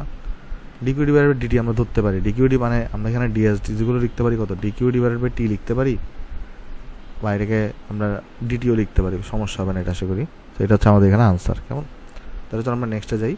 ডিকিউ ডিভাইডেড বাই টি থাকলে হচ্ছে অ্যাকুরেট কারেক্ট আনসার, বাট এখানে যদি নাই কিছু করার নেই। চলো আমরা নেক্সটে এটা দেখিয়ে আসো। একটা সেকেন্ড, আমরা যেহেতু আগের পৃষ্ঠায় জায়গা আছে আসলে আমরা যেটা করতে পারি আগের পৃষ্ঠায়, চলো আমরা এটাকে নিয়ে আসি। আসো সেকেন্ড, চলো আমরা আগের পৃষ্ঠাটাকে আনি। আট করলাম, হ্যাঁ ওকে। তাহলে দেখো এখানে আমাকে কী বলতেছে, এখানে আমাকে ফার্স্টে বলা হচ্ছে যে তোমার কোনো বস্তুকে এর পরিপার্শ্বে শীতলতম অংশ থেকে অধিকতর শীতল করে অবিরাম শক্তি সরবরাহ পাওয়া সম্ভব নয়। তো এটা হচ্ছে যে আমরা কার মতবাদ ছিল, এটা আমার যদ্দূর মনে পড়ে এটা কেলভিনের মতবাদ ছিল। তোমরা তো একটু মিলাই দেখিও। কেমন, এটা আমি তোমাকে লিখে দিয়েছিলাম, একটু চেক করে দেখিও এটা সেটা কার মতবাদ হবে। আমি যেটা ভুলে গেছি, যদি আমি তোমাকে লিখে দিয়েছিলাম মানে দাগাই দিয়েছিলাম তোমাদেরকে লাইনটা। কর্মদক্ষতা 40%, তাপগ্রাহকের তাপমাত্রা 7, তাহলে উচ্ছের তাপমাত্রা কত। তো আমরা কিন্তু T1 এর একটু আগে সূত্র দেখে আসছি, T2 ডিভাইডেড বাই 1 মাইনাস ইটা হইতো। সেখানে তার T2 হচ্ছে কত, 7 ডিগ্রি সেন্টিগ্রেড, তার মানে 280। T2 হচ্ছে তোমার কাছে কত, 280, আর এটা তো তোমার এখানে 40, তাহলে এখানে হবে 0.6। তাহলে কত আসবে এখানে, 0.6কে আমরা কত লিখতে পারি, এটাকে আমরা লিখতে পারি তোমার হচ্ছে ভাই 3/5 লিখতে পারি, 5 উপরে চলে যাবে এখানে। তাহলে দেখো এখানে কত আসবে তোমার, তাহলে এখানে আসা উচিত তোমার হচ্ছে যে আমি যদি ক্যালকুলেশন করি তাহলে আমাদের আনসার চলে আসবে এখানে। দেখো তার আসা উচিত হচ্ছে, আমরা আগে চলো গুণ করে ফেলি। তো 5কে 0 গুণ করলে 0 আসবে, 5 আর তোমার 40, সাথে আছে 4, 5 দিয়ে তোমার 10, 10 আর 4 যোগ করলে 14 হয়ে যাবে, ডিভাইডেড বাই 3 হবে। এখন তুমি এই 1400টাকে তাহলে কত দিয়ে ভাগ করো, এখানে 3 দিয়ে ভাগ করো। তাহলে তোমার কাছে থাকবে ফার্স্ট এখানে 12, সেখানে 12 মানে এখানে 4 থাকবে এখানে। তারপর এখানে আছে 2, এখানে আছে 0, তাহলে থাকবে 18, তাহলে থাকবে 6 থাকবে এখানে, রাইট। তারপর তোমার কাছে এখানে আছে 2, তারপর তোমার 8টা 0, তারপর আবার 6 থাকবে তোমার এখানে। তো দেখো 466 দিয়ে কোন আনসারটা আছে এখানে, এ নাম্বারটা আনসার আছে। সো 8 হচ্ছে তোমার এন হচ্ছে কারেক্ট আনসার। রুদ্ধতাপীয় প্রক্রিয়ায় বস্তু তাপীয় ধর্মে স্থির থাকে। কি বলে, রুদ্ধতাপীয় প্রক্রিয়ায় এন্ট্রপি কিন্তু 0 হয়ে থাকে, মানে এন্ট্রপি পরিবর্তন। রুদ্ধতাপীয় প্রক্রিয়াতে কী হয়ে থাকে বলো তো, এন্ট্রপির যে পরিবর্তন ডিএস আছে, ডিএসটা 0 হয়ে থাকে, তার মানে রুদ্ধতাপীয় প্রক্রিয়াতে এন্ট্রপিটি স্থির থাকে। কেমন, আশা করি আমরা সবাই বুঝতে পারছি। তাহলে চলো নেক্সটে চলে যাই আমরা। আসো নেক্সট আসলে আমরা বলতেছি কি যে দক্ষতা এত, গ্রাহকের তাপমাত্রা এত, উচ্ছের তাপমাত্রা কত হবে। তো উচ্ছের তাপমাত্রা সূত্র আমরা একটু আগে দেখে আসছি, T1 এগুলো T2 ডিভাইডেড বাই 1 মাইনাস ইটা হয়ে থাকে। সো T2টা কত, এখানে T2 হচ্ছে তোমার এখানে 400 হবে, আর 1 মাইনাস 0.8 হবে। সো অ্যাকচুয়ালি এখানে থাকবে 0.2কে আমরা লিখতে পারি তাহলে 1/5, আর 400 আছে এখানে, তাহলে এখানে হবে 2000 কেলভিন। আচ্ছা, তারপর বলছে একক ভরের কোনো কঠিন পদার্থের তাপমাত্রায় কোনোরূপ পরিবর্তন না করে শুধুমাত্র কঠিনতার তরলে পরিণত করলে নির্দিষ্ট তাপের প্রয়োজন, তাকে আমরা কি বলি, এখানে বলি বরফ গলনের সুপ্ত তাপ বলা হয়। বরফ গলনে কি বলা হয়, সুপ্ত তাপ বলা হয়। কোনো সিস্টেমের তাপমাত্রা সাপেক্ষে তাপ পরিবর্তন হার দ্বারা কিসের পরিবর্তন পরিমাপ করা হয়, এন্ট্রপির পরিবর্তন। কিসের সাপেক্ষে, তাপমাত্রার সাপেক্ষে। যে DS equal DQ by DT হইতো, তাপ হার দ্বারা মানে ডিকিউ দ্বারা আমরা আসলে কি পরিমাপ করি, এন্ট্রপি পরিমাপ করে থাকি। চলো আমরা নেক্সটে যাই। নেক্সট আমাকে বলছে বরফের গলনাঙ্ক এবং স্ফুটনাঙ্কের মধ্যে পার্থক্য কত। আমরা সবাই জানি 100 কেলভিন, কারণ বরফের গলনাঙ্ক হচ্ছে 273 কেলভিন, স্ফুটনাঙ্ক হচ্ছে 373 কেলভিন, পার্থক্য হচ্ছে কতটুকু হয়ে থাকে, 100 কেলভিন হয়ে থাকে। পেট্রোলের কর্মদক্ষতা কত, আমরা সবাই কিন্তু পড়ে আসছি অলরেডি, সর্বোচ্চ দক্ষতা 25 থেকে 30% হয়। পেট্রোলের কর্মদক্ষতা 30%, একটু আমরা মুখস্থ রাখবো এটা। তোমার এটা মুখস্থ টাইপের জিনিস। আচ্ছা, এরপরে কি বলছে আমাকে এখানে? এরপরে বলছে প্রত্যাগামী প্রক্রিয়ার ক্ষেত্রে কোনটি সত্য নয়। এটা স্বতঃস্ফূর্ত প্রক্রিয়াটি সত্য নয়, কারণ আমরা সবাই জানি প্রত্যাগামীটা কী হয়ে থাকে, অস্বতঃস্ফূর্ত হয়ে থাকে। কেমন? আচ্ছা, তাহলে আশা করি আমরা এখানে ইউনিভার্সিটি এমসিকিউগুলো সবাই বুঝতে পারছি। একটা কাজ করতে পারি, যেহেতু এখানে আসলে স্পেস আছে, আচ্ছা দরকার নেই, এটা এখানেই থাক, সমস্যা নেই। তাহলে তো আমরা নেক্সট চলে যাই। আমরা এখন ইঞ্জিনিয়ারিং এমসিকিউগুলো সলভ করবো।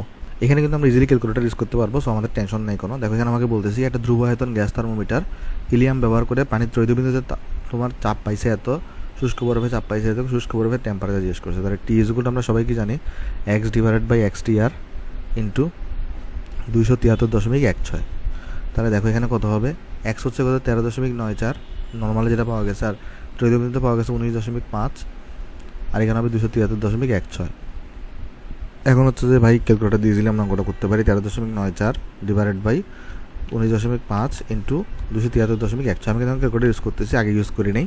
তাহলে এটা থাকবে তোমার হচ্ছে 195.274 কেলভিন। তাহলে এটা কিন্তু আমাদের এ নাম্বার হচ্ছে আনসার। কোন তাপমাত্রায় ফারেনহাইট স্কেলের মান সেলসিয়াস স্কেলের মান থেকে 10 বেশি হবে? তার মানে সেলসিয়াস স্কেলের মান যদি x/5 হয়, ফারেনহাইট স্কেলের মান হচ্ছে যে x+10 হবে। এটা জিজ্ঞেস করছে, দেখো যে কোন তাপমাত্রায় ফারেনহাইট স্কেলের মানটা সেলসিয়াস স্কেলের মান থেকে কী হবে, 10 বেশি হবে। কেমন? তাহলে এটা যদি x হয় তাহলে এটা কত হবে, x+10 হবে। ফারেনহাইটের মানটা সেলসিয়াস থেকে 10 বেশি হবে। সেলসিয়াসে যদি x হয়, ফারেনহাইটের পাঠ কত হবে, x+10 হবে। তো এটা কত অ্যাকচুয়ালি সেটা আমাকে বের করতে বলছে। কেমন? আর ডিভাইডেড বাই এখানে কত আসবে তোমার, এখানে ডিভাইডেড বাই তোমার হচ্ছে যে এখানে আসবে হচ্ছে যে কত 9। তাহলে হিসাব করে আসো, বের করি আমরা 9x 5x। দেখো এখানে থাকবে -22। সো -22কে তুমি যদি 5 দ্বিগুণ করো, 22কে তুমি যদি এখানে 5 দ্বিগুণ করো, তাহলে 5 দিয়ে 10, সাথে আছে 1, 5 দিয়ে 10, 1-এ 110। তাহলে এখানে হবে -110। তাহলে এটা হয়ে যাবে 4x। তাহলে 4x ইকুয়াল হয়ে গেছে 110 হয়ে গেছে। তাহলে এখন 110কে তাহলে আমাদের 4 দিয়ে ভাগ করতে হবে। তাহলে কত আসবে দেখো, বা এখানে থাকবে 8, এটা তাহলে হয়ে গেছে কত, এখানে 2 হয়ে গেছে। সেখানে থাকবে 3 শূন্য, তো 4 7 28, এখানে তাহলে তোমার 7 হয়ে গেছে, দশমিক থাকবে 2 শূন্য 27.5। তাহলে এক্স এর ভ্যালু করে চলে আসছে, এখানে এক্স এর ভ্যালু চলে আসছে 27.5। তো খেয়াল করে দেখো এখানে এটা কিন্তু এই এক্সটা কিন্তু ডিগ্রি সেন্টিগ্রেডে, তাহলে এক্স এর ভ্যালু ডিগ্রি সেন্টিগ্রেডে 27.5 ডিগ্রি সেন্টিগ্রেড। এটা সি নাম্বার হচ্ছে আমার কাছে কারেক্ট আনসার। কেমন? কিন্তু দাঁড়াও, ওয়েট করো একটু করে, এখানে তো একটা মাইনাস ছিল, আমি তো মাইনাসটা খেয়াল করিনি। এখানে একটা মাইনাস আছে অবশ্যই, এই মাইনাসটা আমি ভুল এখানে খেয়াল করি নাই। সো অ্যাকচুয়ালি এখানে কিন্তু একটা মাইনাস আছে। তাহলে দেখো এখানে কিন্তু একটা -110। সো তাহলে এখান থেকে এক্সগুলো আসবে তাহলে আমার -27.5 ডিগ্রি সেন্টিগ্রেড। সো এটা আমাদের সি নাম্বার হচ্ছে কারেক্ট আনসার। কেমন? তারপর আমাকে বলছে 1000 ডিগ্রি সেন্টিগ্রেডের উপরে তুমি যদি তাপমাত্রা পরিমাপ করতে চাও, তার যন্ত্রের নাম কী হয়, পাইরোমিটার হয়। আমরা জানি 500 ডিগ্রি থেকে যদি বেশি কারো তাপমাত্রা পরিমাপ করতে চাই, তাহলে সেটা আমরা পাইরোমিটারের সাহায্য নিই। কেমন? চলো নেক্সটে যাই আসো। নেক্সট আমাকে দেখো কী বলতেছে এখানে। নেক্সট আমাকে বলছে 100 কেলভিন এবং 500 কেলভিন তাপমাত্রা দেওয়ার মধ্যে একটি কার্যরত ইঞ্জিনের দক্ষতা কত? তাহলে এটা ইকুয়াল টু হচ্ছে 1 - 100 ডিভাইডেড বাই হচ্ছে 500। তাহলে বের করে আসো 1 - 100 ডিভাইডেড বাই 500। সেটা থাকবে তোমার 0.8। এটা আসবে কত, 0.8। সো আমাদের 0.8 হচ্ছে আনসার। কার্নো ইঞ্জিনে এত ভাগ এত তাপমাত্রায় বর্জন করে দক্ষতা কত? খুবই সোজা অঙ্ক। 1 - 77 প্লাস 273, এটা আসবে 350, 227 প্লাস 273, এটা আসবে তোমার 500। তাহলে দেখো এটা কত আসবে, 1 - 350 ডিভাইডেড বাই 500, সেটা আসবে তোমার 0.3। তাহলে 30%। সি হচ্ছে আনসার এখানে। কেমন? আচ্ছা, এরপর আমাকে এখানে বলতেছে যে 1 মিটার দৈর্ঘ্যের এবি দণ্ডের এ প্রান্তের তাপমাত্রা 80 ডিগ্রি সেন্টিগ্রেড এবং বি প্রান্তের তাপমাত্রা 0 ডিগ্রি সেন্টিগ্রেড। এ দণ্ডের এ প্রান্ত থেকে 60 সেন্টিমিটার দূরে দূরত্ব কত? তাপমাত্রা হচ্ছে, মানে বলতেছে কি এখানে, ধরো তুমি এখানে একটা দণ্ড নিছো, ধরো তোমার কাছে একটা এবি দণ্ড আছে এখানে, ধরা যাক তোমার কাছে একটা এবি দণ্ড আছে এখানে। তো এবি দণ্ডটা যে এ প্রান্ত, এখানে টেম্পারেচার কতটুকু, এখানে টেম্পারেচার হচ্ছে 80 ডিগ্রি সেন্টিগ্রেড। আর যে বি প্রান্ত, এটা ধরো বি প্রান্ত, এই বি প্রান্তের টেম্পারেচার কতটুকু, 0 ডিগ্রি সেন্টিগ্রেড। আর এটার যে লেন্থ, এই এবিটার লেন্থ হচ্ছে 1 মিটার বা 100 সেন্টিমিটার চিন্তা করতে পারি আমরা এখানে। তার মানে 100 সেন্টিমিটার যদি কেউ যায়, তাহলে সে তাপমাত্রা হারায় কতটুকু, 80 ডিগ্রি তাপমাত্রা হারায়। তাহলে আপনার থেকে 60 সেন্টিমিটার কতটুকু মানে হারাবে, সেটা মানে তাপমাত্রা কত সেটা বের করতে হবে। আমরা কি চলো তাপমাত্রা কতটুকু হারাই বের করি। মানে এখানে আমরা বলতে পারি যে 100 সেন্টিমিটারের জন্য তাপমাত্রা হারাই তোমার হচ্ছে 80 ডিগ্রি। তাহলে 60 সেন্টিমিটারের জন্য তাপমাত্রা হারাবে কতটুকু, 80 × 60 ডিভাইডেড বাই 100। তাহলে হারাবে হচ্ছে তোমার 80 ইন্টু 60 ডিভাইডেড বাই তোমার হচ্ছে এখানে 100 হবে, 1 সেকেন্ড, ডিভাইডেড বাই 100 হবে, সেটা তাহলে 48 ডিগ্রি সেন্টিগ্রেড হারাবে। তাহলে এই 60 সেন্টিমিটারের জন্য 48 ডিগ্রি সেন্টিগ্রেড হারাই ফেলবে। তাহলে 80 থেকে তুমি যদি 48 বিয়োগ দিয়ে দাও তাহলে থাকবে তোমার কাছে এখানে কত বলো তো, 32 ডিগ্রি সেন্টিগ্রেড। কেমন? তাহলে 60 সেন্টিমিটার যাওয়ার পরে কতটুকু থাকবে তোমার এখানে, 32 ডিগ্রি সেন্টিগ্রেড থাকবে। সো এটা হচ্ছে আমার কাছে এখানে আনসার, বি নাম্বার হচ্ছে আমার কাছে আনসার। আশা করি তোমরা অঙ্কটা সব এখানে বুঝতে পারছো। চলো আমরা নেক্সটে যাই। নেক্সট আমাকে বলছে কোনো একটা কোন তাপমাত্রায় ফারেনহাইট স্কেলের তাপমাত্রার পরিমাণ সেলসিয়াস স্কেলের তাপমাত্রার 5 গুণ হবে। তাহলে সেলসিয়াস স্কেলের তাপমাত্রা যদি x হয় তাহলে ফারেনহাইট স্কেল হবে 5 গুণ, তার মানে 5x হবে, 5x মাইনাস 32 ডিভাইডেড বাই 9 হবে। তাহলে এখান থেকে দেখো 9x, তাহলে এখান থেকে পাচ্ছি আমরা 25x, আর 5 আর 32 গুণ করো তাহলে থাকবে তোমার মাইনাস 160। তাহলে তুমি 160কে এই পাশে নিয়ে আসো, এটা তাহলে হয়ে যাবে 16x। তাহলে x এগুলো তোমার থাকবে 10 ডিগ্রি সেন্টিগ্রেড। তো 10 ডিগ্রি সেন্টিগ্রেড বি নাম্বার হচ্ছে আমার কাছে এখানে আনসার। কেমন? পিভি বাই টি, এটার এই পরিবর্তনটা সত্য কখন বলো তো, যখন তোমার সমষ্ণ পরিবর্তন হবে তখন। কারণ রুদ্ধতাপীয়তার ক্ষেত্রে কী হবে বলো তো, রুদ্ধতাপীয়তার ক্ষেত্রে হচ্ছে যে, আচ্ছা একটু মিস্টেক করতেছে এখানে, এই যে পিভি বাই টি এটা তো আদর্শ ক্ষেত্রের সমীকরণ, রাইট? আর আদর্শ ক্ষেত্রের সমীকরণ আসলে দুইজনের জন্যই প্রযোজ্য হয়, রুদ্ধতাপ বলো সমষ্ণ বলো। এটা মনে হয় আগে একবার করেছিলাম, তখন আমি মনে হয় শুধু সমষ্ণ দেখেছিলাম। এটা আসলে তোমার রুদ্ধতাপীয় এবং সমস্যা দোনোটাই হবে, উভয়টি একটি কারেকশন করে নিও। কেমন? আচ্ছা, কারণ এখানে যে আমাদের যে পিভি বাই টি এগুলো যে ধ্রুবক আছে, এটা কিন্তু তোমার কার সমীকরণ বলো তো, আদর্শ গ্যাসের সমীকরণ। আর আদর্শ গ্যাসগুলো কিন্তু সমষ্ণ এবং রুদ্ধতাপীয় দোনোটা মেনে চলতে পারে। সো তাদের দোনোটার জন্য এটা সত্যি হয়। 10 মোল গ্যাসের রুদ্ধতাপীয় সংকোচনের সময় 350 জুল কাজ সম্পাদিত হয়, উক্ত ব্যবস্থায় অন্তঃ শক্তির পরিবর্তনের মান কত হবে? তাহলে ডিডাব্লিউ দেওয়া আছে এত, তো অন্তঃ শক্তির পরিবর্তন ইকুয়ালটা হয় মাইনাস ডিডাব্লিউ, কারণ ডিকিউ 0 থাকে। তাহলে এখানে হবে মাইনাস 350 জুল। অর্থাৎ অন্তঃ শক্তির পরিবর্তন কত হবে বলো তো? পরিবর্তন কিন্তু হবে তোমার কাছে হচ্ছে যেখানে মাইনাস 350 জুল হবে। কেমন? আশা করি জিনিসটা আমরা সবাই এখানে বুঝতে পারছি। চলো আমরা তাহলে নেক্সট অঙ্কে চলে যাই। আসলে আমরা এটা করি। এরপরে কোশ্চেনে দেখো আমাকে কী করছে, একটি আবর্তনশীল চক্রে গ্যাসের অন্তঃ শক্তি কী হয়, ধ্রুবক থাকে। কেন আমি তোমাকে বলি, দেখো আমরা দেখে আসছি, ধরো একটা এ থেকে একটা জিনিস যাত্রা স্টার্ট করে, ধরো তোমার হচ্ছে বিতে গেছে, আবার ধরো যাক বি থেকে সে আবার এতেই ফেরত আসছে। তো এই ক্ষেত্রে যখন আমরা অন্তঃ শক্তির পরিবর্তন বের করি ডিইউ, সেক্ষেত্রে কী হয়, U A minus U A করি। কেন? কারণ শেষ ও ইউ এতে আছে, শুরু তো ইউ এতে ছিল, তাহলে সেটা কত থাকে, 0 থাকে। তো ডিইউ 0 মানে কি, অন্তঃ শক্তির পরিবর্তন হবে না। তাহলে পরিবর্তন না হওয়া মানে কি, যে ডিইউ 0 মানে অন্তঃ শক্তির পরিবর্তন হবে না। পরিবর্তন না হওয়া মানে হচ্ছে আমাদের এখানে অন্তঃ শক্তির আমাদের কি থাকবে, এখানে ধ্রুব থাকবে। আমাদের যে অন্তঃ শক্তি আছে সেটা কি থাকবে বলো তো, সেটা থাকবে তোমার হচ্ছে এখানে ধ্রুবক থাকবে। ওকে, ভালো কথা। এরপর বলছে কোনো একটা গ্যাসের আপেক্ষিক তাপদ্বয় অনুপাত গামা যদি এত হয় তাহলে নিচের জন্য কোনটি সত্য? তাহলে সিপি বাই সিভি ইকুয়াল হচ্ছে আমাদের কাছে দেওয়া এখানে 1.5। তাহলে মানে অ্যাকচুয়ালি গামা আর কি, তো আমরা চলো একটা ফর্মুলা দাঁড় করে ফেলি, গামা আবার সিপি মাইনাস সিভি ইকুয়াল তোমার হচ্ছে এখানে আর। তাহলে এখান থেকে আমরা লিখতে পারি সিপি ইজ ইকুয়াল তোমার হচ্ছে গামা টাইমস সিভি। তাহলে এখানে আসলে সিপির জায়গায় যদি বসাই দিই এটা gamma CV minus CV is equal তোমার এখানে আর, তাহলে আমরা পেয়ে যাবো অ্যাকচুয়ালি সিভি যদি কমন নেই তাহলে gamma minus 1 is equal to R. তাহলে এখান থেকে আমরা পেয়ে যাবো সিভি ইজ ইকুয়াল তোমার হবে আর ডিভাইডেড বাই গামা মাইনাস 1। আর তুমি যদি এখানে সিভির জায়গায় এটা বসাই দাও তাহলে সিপি ইকুয়াল কী হবে, gamma R divided by gamma minus 1, এটা হবে তোমার হচ্ছে সিপি হবে। কেমন? তাহলে জাস্ট গামার সাথে এটা আর দেখো, এই সিপিটাকে আমি এখানে বসাই দিচ্ছি ভ্যালু। তো আমরা এটা এই দুটো সূত্র মনে রাখতে পারি, আসলে অ্যাকচুয়ালি আমাদের কাজে দিতে পারে। এটা একটা সূত্র, কেমন, এটা একটা সূত্র। তাহলে চলো আমরা দেখার চেষ্টা করি এখানে আমাকে কী বলছে। আমাকে বলছে তাহলে গামা দেওয়া আছে, তাহলে সিপি সিবির মধ্যে ভ্যালুগুলো বের করতে পারছে। তাহলে চলো আমরা সিবি বের করি। আর ডিভাইডেড বাই গামা হচ্ছে কত, 1.5 মাইনাস 1, তাহলে থাকবে এখানে আর ডিভাইডেড বাই 0.5 থাকবে। তো এখানে অ্যাকচুয়ালি হবে তোমার তাহলে এখানে 2r। আর সিভিগুলো 2r কোনো অপশনে দেওয়া নেই, সিপিটা দেখতে হবে আমাকে। তাহলে সিপিটা কত, 1.5 ইন্টু আর ডিভাইডেড বাই এখানে 0.5 থাকবে, সেটা 2 হয়ে যাবে উপরে উঠে, এখানে কিন্তু 3r থাকবে। তো সিপি এগুলো 3r, এটা কিন্তু আমাদের বি নাম্বার অপশন আছে। সো বি নাম্বারটা হচ্ছে আমার কাছে এখানে কারেক্ট আনসার। কেমন? আশা করি জিনিসটা আমরা সবাই এখানে বুঝতে পারছি। তারপর দেখো আমার কী বলছে, রুদ্ধতাপে এক বায়ুমণ্ডলীয় চাপে রাখা গ্যাসকে প্রসারিত করে দ্বিগুণ করা হলো যে চূড়ান্ত চাপ হয়, সমষ্ণ প্রক্রিয়ায় সেই একই চাপ পেতে গ্যাসকে কত গুণ প্রসারিত করতে হবে। আচ্ছা চলো এটাকে তাহলে আমরা করার চেষ্টা করি। আসলে একটা কাজ করি আমরা, এটাকে আমরা একটু এই উপরে তুলে নিয়ে আসি। এখানে দেখো আমাকে বলতেছে কি, তুমি হচ্ছে একটা রুদ্ধতাপীয় প্রক্রিয়া একটা এক বায়ুমণ্ডলীয় চাপে, তার মানে P1 দেওয়া আছে এখানে কত, P1 হচ্ছে তোমার কাছে এখানে 1 অ্যাটমসফিয়ার, একটা গ্যাসকে দ্বিগুণ করা হবে, তার মানে এখানে V2টা কত হবে, এখানে 2V1 হবে। তো বলতেছে এরপরে সে একই পরিমাণ চাপ পেতে, ধরো তুমি হচ্ছে যে এটাই রুদ্ধতাপিত করছো, তাহলে এখানে ধরা যাক P2 চাপ পাইছো, তো সেম P2 চাপ পাইতে তোমাকে কত গুণ আয়তন প্রসারিত করতে হবে সেটা জিজ্ঞেস করছে। কেমন, তাহলে আগে চলো P2টাকে বের করা দরকার। তাহলে আমরা লিখতে পারি এখানে P2 V2 gamma equal to কিন্তু P1 V1 গামা হবে। তাহলে এখান থেকে যদি আমরা P2টা বের করতে চাই, তো P1 তো আমার এখানে 1, আর V2 হচ্ছে তোমার এখানে দ্বিগুণ করে ফেলছো, তাহলে এখানে থাকবে 1/2, আর গামা হচ্ছে তোমার কাছে 1.4, কারণ যেহেতু এখানে আসলে কোনো কয় পরমাণু গ্যাস বলে না এটা।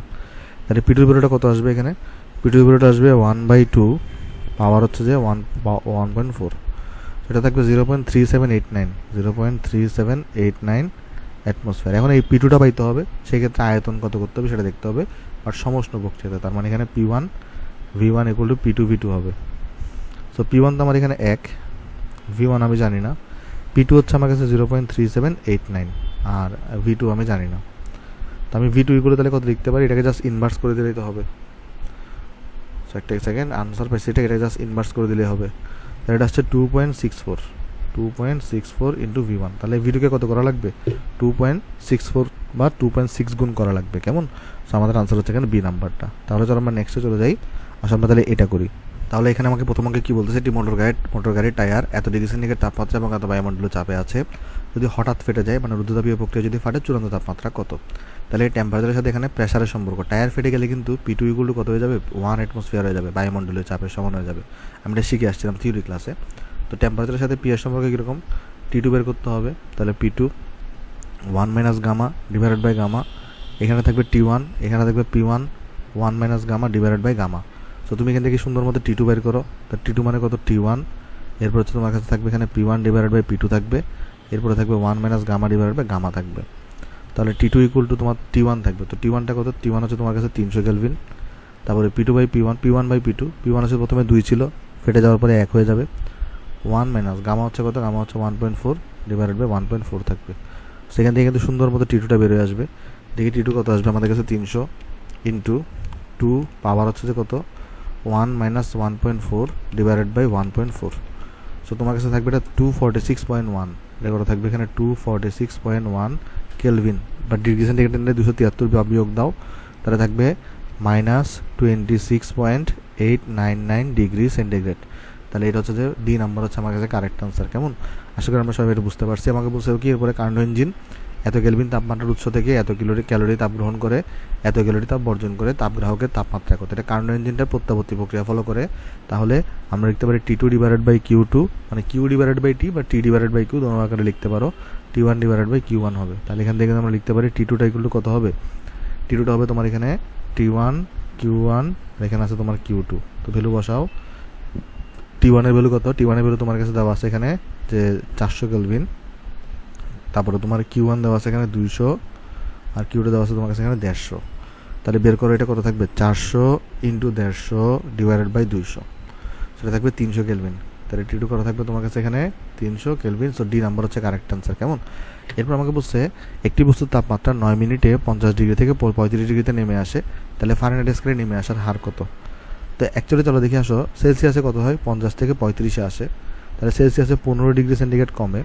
তো আমরা এখন দেখার চেষ্টা করবো চলো ফারেনহাইটে, তাহলে মানে সেলসিয়াস যদি 15 ডিগ্রি কমে তাহলে ফারেনহাইটে কত ডিগ্রি কমে সেটা আমরা দেখার চেষ্টা করবো। আমরা যেমন সবাই জানি সেলসিয়াসে যখন 100 ডিগ্রি পরিবর্তন হয় তখন ফারেনহাইটে পরিবর্তন হয় 180 ডিগ্রি ফারেনহাইট। তাহলে সেলসিয়াস যদি আমাদের 15 ডিগ্রি সেন্টিগ্রেড পরিবর্তন হয় তাহলে ফারেনহাইটে কত পরিবর্তন হবে, 180 ইন্টু 15 ডিভাইডেড বাই তোমার হচ্ছে 100। তাহলে এটা হবে তোমার 180 ইন্টু 15 ডিভাইডেড বাই তোমার হচ্ছে 100, তাহলে এটা পরিবর্তন হবে 27 ডিগ্রি ফারেনহাইট, 27 ডিগ্রি ফারেনহাইট পরিবর্তন হবে। তাহলে 27 ডিগ্রি ফারেনহাইট যদি পরিবর্তন হয় এবং সেটা কতক্ষণে পরিবর্তন হচ্ছে 9 মিনিটে, আমাকে বের করতে হবে হার বের করতে হবে। তাহলে 27টাকে আমার 9 দিয়ে ভাগ করতে হবে, বাট মিনিট 60 সেকেন্ড। তাহলে দেখো এখানে কত আসবে, 27 ডিভাইডেড বাই 9 ইন্টু 60, তাহলে আসবে এটা 0.05 ডিগ্রি ফারেনহাইট পার সেকেন্ড। তাহলে এটা হচ্ছে আমাদের সি নাম্বার হচ্ছে কারেক্ট আনসার। আশা করি তোমরা অঙ্কটা সবাই বুঝতে পারছো। তাহলে চলো আমরা নেক্সট অঙ্কে চলে যাই। আসো দেখো প্রথমে আমাকে কি বলতেছে, যখন তুমি তোমার আঙ্গুল দিয়ে 1 খণ্ড ঠান্ডা বরফকে স্পর্শ করো তখন শক্তি প্রবাহিত হয় কোন দিক দিয়ে। খেয়াল করে দেখো, ব্যাপারটা হচ্ছে এরকম যে ধরো তোমার কাছে এখানে একটা বরফ খণ্ড আছে, আর তুমি কি করছো, তোমার আঙ্গুল দিয়ে এটাকে টাচ করছো। কেমন, ধরো তোমার আঙ্গুল দিয়ে তুমি এটাকে টাচ করছো, আচ্ছা ভালো কথা। তাহলে এখন বলতেছে এখানে, তাহলে আঙুল যদি টাচ করো তাহলে শক্তি কোন থেকে কোন দিকে প্রবাহিত হবে। খেয়াল করে দেখো তো, তোমার বরফটা কিন্তু নিম্ন তাপমাত্রার, আর তোমার আঙুলটা কিন্তু মোটামুটি উচ্চ তাপমাত্রা। তাহলে যেটা হবে, তোমার আঙুল থেকে বরফের দিকে শক্তি প্রবাহিত হবে। তাহলে হিট প্রবাহিত হবে কোন দিক দিয়ে? তোমার আঙুল থেকে বরফের দিকে, কারণ তুমি হচ্ছে উচ্চ তাপমাত্রাতে আসো। তাহলে তোমার আঙুল থেকে বরফের দিকে শক্তি প্রবাহিত হবে। এরপরে বলছে 27 ডিগ্রি সেন্টিগ্রেড তাপমাত্রায় 1 কিলোওয়াট ক্ষমতার একটি ইলেকট্রিক কেটলিতে 2 লিটার পানি আছে। তাহলে ধরো তোমার কাছে একটা ইলেকট্রিক কেটলি আছে এখানে। সো ধরো দেখো, এটা হচ্ছে আমার কাছে একটা ইলেকট্রিক কেটলি আছে। ওকে, এটা হচ্ছে আমার কাছে একটা ইলেকট্রিক কেটলি। আমাকে বলে দিছে কি, 27 ডিগ্রি সেন্টিগ্রেড তাপমাত্রার 1 কিলোওয়াট ক্ষমতার একটি ইলেকট্রিক কেটলিতে 2 লিটার পানি আছে। তাহলে এখানে পানি আছে 2 লিটার, এবং এটার টেম্পারেচার হচ্ছে 27 ডিগ্রি সেন্টিগ্রেড, এবং তোমার হচ্ছে এটার পাওয়ার কতটুকু? পাওয়ার হচ্ছে 1 কিলোওয়াট। কেটলিটিকে 10 মিনিটের জন্য সুইচ অন করা হয়েছে। এই কেটলিটিকে, তাহলে কেটলিটির সাথে ইলেকট্রিক কানেকশন আছে, সুইচ বোর্ড লাগানো আছে। এটা এখানে ধরো সুইচ বোর্ড আছে একটা। কত সময়ের জন্য অন করা হয়েছে? 10 মিনিটের জন্য অন করা হয়েছে। যদি তার চারপাশে তাপ হ্রাসের হার 160 জুল পার সেকেন্ড হয়, জুল পার সেকেন্ড আমরা সবাই কিন্তু জানি 1 জুল পার সেকেন্ড মানে কিন্তু 1 ওয়াট হয়ে থাকে। খেয়াল করে দেখো, তুমি পাওয়ারের সূত্র কি জানো? W/T জানো না? W এর একক হচ্ছে জুল হয়ে থাকে, T এর একক হচ্ছে সেকেন্ড হয়ে থাকে। তাহলে 1 জুল পার সেকেন্ড এগুলো কত হয়ে থাকে? 1 ওয়াট হয়ে থাকে। ওকে, তাহলে এখানে আমাকে কি বলে দিয়েছে? আমার এখানে বলতেছে তুমি 10 মিনিটের জন্য অন করছো, তাহলে কি হয়েছে এখানে? তাপ হ্রাসের হার কতটুকু হয়েছে, মানে পাওয়ার কতটুকু লস খাইছে? 160 ওয়াট লস খাইছে। তাহলে পাওয়ার কতটুকু লস খাইছে এখানে? পাওয়ার লস খাইছে তোমার এখানে 160 ওয়াট। তাহলে কত জুল কাজ সম্পাদন হবে সেটা জিজ্ঞেস করছে। কেমন? আচ্ছা, সরি, কত জুল কাজ সম্পাদন হবে এটা তো আগের পরে কোয়েশ্চনে। তাহলে 10 মিনিটে কেটলির তাপমাত্রা কত হবে? তাহলে 10 মিনিট পরে, মানে 10 মিনিট পরে তাহলে কেটলির তাপমাত্রা কত হবে সেটা বের করতে বলছে। অ্যাকচুয়ালি তাহলে এখানে আমাদের শুধু তাপমাত্রা দেওয়া আছে, তাহলে আমরা যেটা করতে পারি, এখানে ডেল্টা থিটা বের করতে পারি। তো দেন ওইটার সাথে আমরা যোগ করে দিব আর কি। কেমন? তাপমাত্রা পার্থক্য বের করতে পারলে শেষের তাপমাত্রা বের করা আমার জন্য ইজি হয়ে যাবে। কেমন এখানে? কেমন? তাহলে আমরা বুঝতে পারতেছি এখানে আমাদের MS ডেল থ্রি ইউজ করতে হবে কনসেপ্টটা। বাট ইকুয়ালটি কী হবে তাহলে তোমার এখানে? MS ডেল থ্রি ইকুয়ালটা আমরা জানি কৃতকাজ। তাহলে কৃতকাজ সমাধান W ইকুয়াল কিন্তু PT হবে, P ইন্টু T। বাট এখানে খেয়াল করে দেখো, এখানে কিন্তু তোমার এইটার কেটলির পাওয়ার হচ্ছে 1 কিলোওয়াট বা 1000 ওয়াট। কেটলির পাওয়ার হচ্ছে 1 কিলোওয়াট বা 1000 ওয়াট। বাট এখানে কাহিনী কী হচ্ছে? কাহিনী কিন্তু সে 160 ওয়াট কিন্তু হারাই ফেলতেছে, কারণ তাপ হ্রাসের হার হচ্ছে 160 watt. That means 160 watt power তার লস হয়ে যাচ্ছে। মানে তার কেটলির পাওয়ার হচ্ছে 1000 ওয়াট। বাট বলছে যদি তাপ হ্রাসের হার, মানে এখান থেকে তাপ বের হয়ে যায় না, কতটুকু কারেসপন্ডিং পাওয়ারের তাপ বের হয়ে যাচ্ছে? 160 ওয়াট পাওয়ারের তাপ বের হয়ে যাচ্ছে। তার মানে এটা কিন্তু কেটলির ভিতরে থাকতেছে না, সেটা কেটলির পানিকে গরম করতে সাহায্য করতেছে না, উল্টা এটা পরিবেশকে গরম করতে সাহায্য করতেছে। দ্যাট মিনস এটা লস হচ্ছে। এখানে লিখছে কি দেখো, যদি তাপ হ্রাসের হার মানে এতটুকু যদি পরিবেশে বের হয়ে যায়, কেটলিতে যদি না থাকে, তাহলে কেটলির ইফেক্টিভ পাওয়ারটা তাহলে কত হবে? যেটা দিয়ে কেটলির টেম্পারেচার বাড়বে সেটা কিন্তু হবে তোমার হচ্ছে যে ওই 1000 থেকে কত বাদ দিতে হবে? 160 বাদ দিতে হবে, 160 বাদ দিতে হবে। এটা হবে কেটলির ইফেক্টিভ পাওয়ার, যেটা দিয়ে কেটলির টেম্পারেচার বাড়বে। পয়েন্ট এখানে ভালো করে বোঝার চেষ্টা করে দেখো। এখানে বলছি কি, কেটলির ইনপুট পাওয়ার হচ্ছে 1 কিলোওয়াট, মানে কেটলির নিজস্ব পাওয়ার। বাট কেটলি এখানে কী করতেছে? তুমি কারেন্ট দেওয়ার কারণে 160 ওয়াট তাপটা পরিবেশে ছেড়ে দিচ্ছে। তাহলে নিজের মধ্যে রাখতেছে কতটুকু? 1000 থেকে তুমি 160 বাদ দাও, তাহলে নিজের মধ্যে রাখতেছে, ছেড়ে দিতে তাপমাত্রা বাড়তেছে। এই তাহলে এখানে ডেল্টা থিটা বের করতে হবে এখানে। কেমন?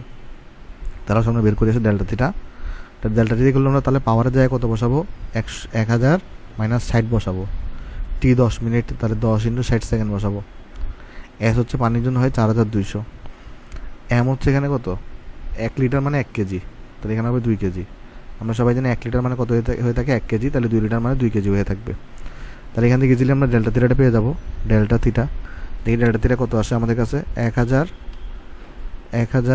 মাইনাস 160, এটা 160 হবে। কেমন? এটা 160 হবে, বারবার 60 দিচ্ছে এটাকে, into 10 into 60 divided by 4200 into 2, সেটা তোমার কাছে আসবে 60 ডিগ্রি সেন্টিগ্রেড। তো শুরুতে ছিল 27 ডিগ্রি সেন্টিগ্রেড, পরিবর্তন হয়েছে 60 ডিগ্রি। তাহলে শেষে কত আছে বলো তো?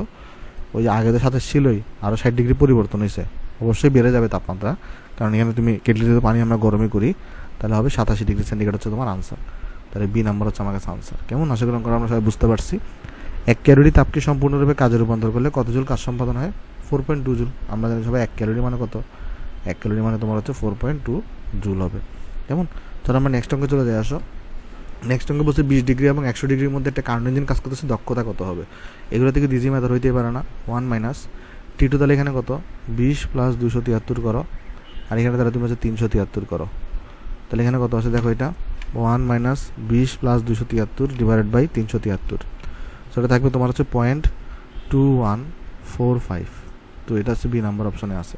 সো এরপরে চলো আমরা নেক্সটে যাই। নেক্সট আমাকে বলছে কি এটা কার্নো ইঞ্জিনের দক্ষতা হচ্ছে এত, ইহা এত কেলভিন তাপমাত্রায় তাপ গ্রহণ করে, কর্মদক্ষতা এত হয়, তাহলে একই বহির্গামী তাপমাত্রার জন্য অন্তর্গামী তাপমাত্রা কত হবে। দ্যাট মিনস এখানে কোয়েশ্চনটা একটু বোঝার চেষ্টা করি আমরা। প্রথমে আমাকে দেখো 20 নম্বর কোয়েশ্চন এখানে কী বলতেছে, এটা 1, এটা দেওয়া আছে কতটুকু 40%, এবং এটা এত তাপমাত্রায় তাপ গ্রহণ করে, তার মানে T1 হচ্ছে দেওয়া আছে কত 500 কেলভিন। তো এটা একটা T2 আছে, সেটা আমি জানি না কত। যদি কর্মদক্ষতা 50% হয়, তাহলে T2 যদি কত হয় 50% হয়, তাহলে একই বহির্গামী তাপমাত্রার জন্য মানে T2কে সেম রাখলে T1টা সেই ক্ষেত্রে কত হবে সেটা বের করতে বলছে। অন্তর্গামী তাপমাত্রা T1, অন্তর্গামী মানে যেটা থেকে টেম্পারেচার থেকে যেখান থেকে আসতেছে, তার মানে T1টা বের করতে বলছে কত হবে। তাহলে এখান থেকে আমরা চলো এইখান থেকে T2টা বের করে আসো। তো ইটা ইকুয়াল আমরা কি জানি 1 minus T2 divided by T1 জানি। সেখান থেকে তাহলে আমরা লিখতে পারি T2 divided by T1 equal to হবে 1 মাইনাস ইটা। তাহলে এখান থেকে হবে তোমার actually T2 equal to T1 into 1 minus ইটা। তাহলে এখান থেকে বের করে আসো T2টা, T1 কত এখানে T1 দেওয়া 500 কেলভিন, 1 মাইনাস ইটা কত, এটা হচ্ছে তোমার কাছে এখানে 0.4 ফার্স্টেরটার ক্ষেত্রে, তাহলে থাকবে 500 ইন্টু 0.6, সো এখানে থাকবে 300 কেলভিন। তাহলে পরেরটাতে দেখো, পরেরটাতে আমি তাহলে এখানে T1 বের করতে হবে। সো T1 বের করার সূত্র হচ্ছে যে T2 ডিভাইডেড বাই 1 মাইনাস ইটা। আমরা সংক্ষেপে এই সূত্র দুটাও মনে রাখতে পারি, কারণ এগুলো অনেক কাজের।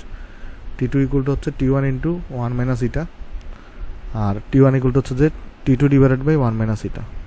আমরা এভাবেও মনে রাখতে পারি, কেমন সংক্ষেপে আর কি। মনে রাখাটা ম্যান্ডেটরি না, এটা থেকে প্রমাণ করাই যায়।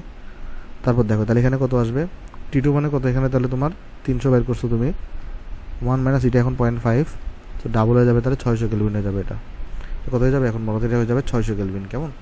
সো তাহলে এখানে এই T1টা কত, T1টা হচ্ছে আনসার হচ্ছে এখানে 600 কেলভিন।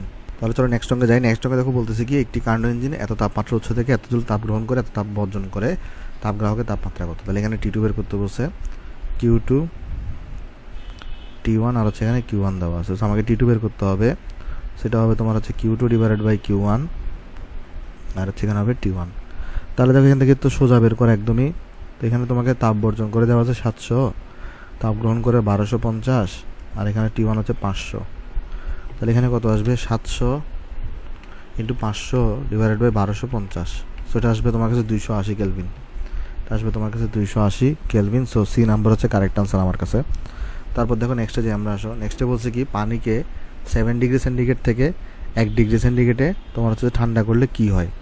একটু মনে রাখবা 7 ডিগ্রি সেন্টিগ্রেড থেকে আমি যখন ফার্স্টে আগে 4 ডিগ্রি সেন্টিগ্রেডে আনবো, তখন হচ্ছে যে সংকুচিত হবে, পানিটা কি হবে সংকুচিত হবে। আবার তুমি যখন 4 ডিগ্রি সেন্টিগ্রেড থেকে 1 ডিগ্রি সেন্টিগ্রেডে আনবা, তখন হচ্ছে তোমার হচ্ছে পানিটা প্রসারিত হবে।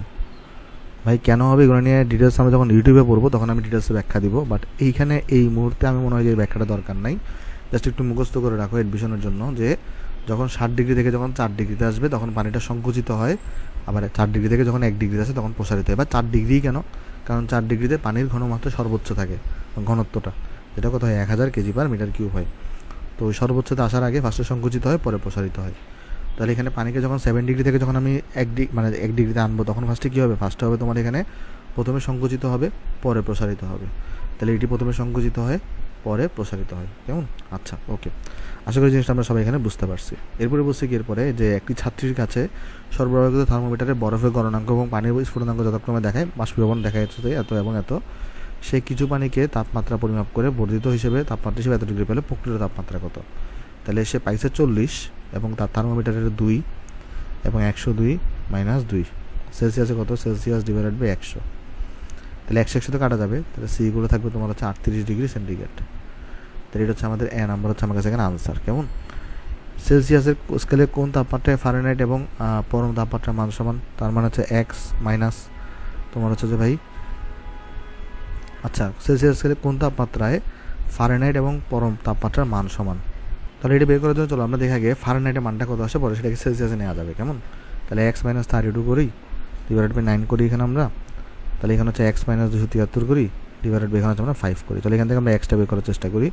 তাহলে এটা আসবে 5x মাইনাস 160, এটা আসবে 9x মাইনাস 273 ইন্টু 9, তাহলে এটা আসবে 2457 এখান থেকে তাহলে আমরা তাহলে এক্সটা বের করে ফেলি। এক্সটা কত আসবে দেখো, এখানে এক্সটা আসবে তোমার কাছে এখানে যে 4x, মানে এখানে তাহলে তোমার আসবে 2457 থেকে তুমি তাহলে 160 বাদ দাও, এটাকে তুমি তাহলে 4 দিয়ে ভাগ করে দাও, তাহলে এটা আসবে 574.25। এক্সটা কিন্তু কেলভিনও, এক্সটা কিন্তু ফারেনহাইটও, তুমি যে কোনো ইচ্ছে সেটা প্রকাশ করতে পারো, কেলভিনে প্রকাশ করে আসো। সেলসিয়াস সেটা কত হবে জিজ্ঞেস করছে, তাহলে জাস্ট আমাকে এটা তাহলে কী করতে হবে, সেলসিয়াস নিতে হলে 574.25 থেকে আমাকে তাহলে জাস্ট 273 বাদ দিতে হবে।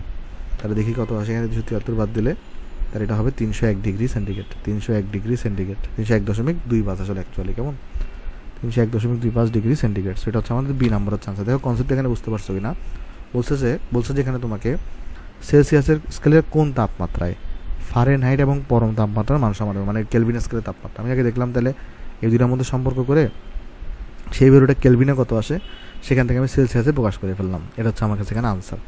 আশা করি আমরা অঙ্কটা সবাই এখানে বুঝতে পারছি। তাহলে চলো নেক্সটে চলে যাই আমরা। নেক্সট আমাকে দেখো এই অঙ্কটাতে কী বলতেছে, এই অঙ্ক আমাকে বলতেছে কোন তাপমাত্রায় ফারেনহাইট এবং কেলভিন স্কেলের সমান একই পার্ট পাওয়া যায়। আমরা এই মাত্র বের করলাম ফারেনহাইট এবং কেলভিনে কোথায় পাওয়া যায়, 574.25, 574.2। এগুলো আসলে পরীক্ষার জন্য খুবই গুরুত্বপূর্ণ, তাই শিখে রাখো। সেলসিয়াস আর ফারেনহাইট এটাতে কখন সমান তাপ পাওয়া যায়, যখন -40 ডিগ্রি থাকে। ফারেনহাইট এবং কেলভিন এখানে কখন সমান তাপমাত্রা পাওয়া যায়, যখন 574.25 ডিগ্রি থাকে।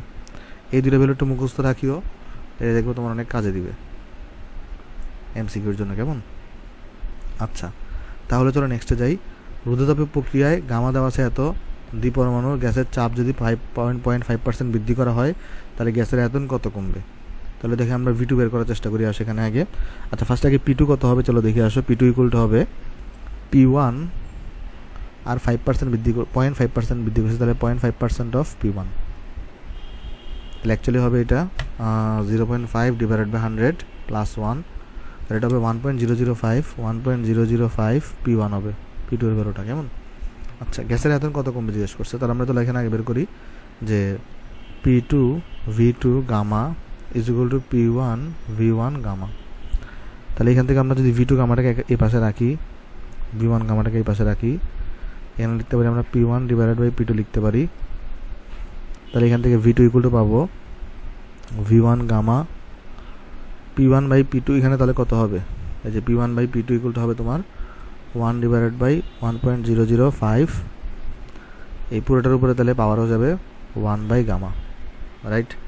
তাহলে এখানে দেখো কত আসবে তোমার, এখানে তোমার আসা উচিত V2 ইকুয়াল টু, এটা আসা উচিত, এখানে আসা উচিত V1 আর এটা আসা উচিত 1 বাই 1.005, পাওয়ার হচ্ছে 1 বাই গামা, মানে 1.4 আসা উচিত, কেমন।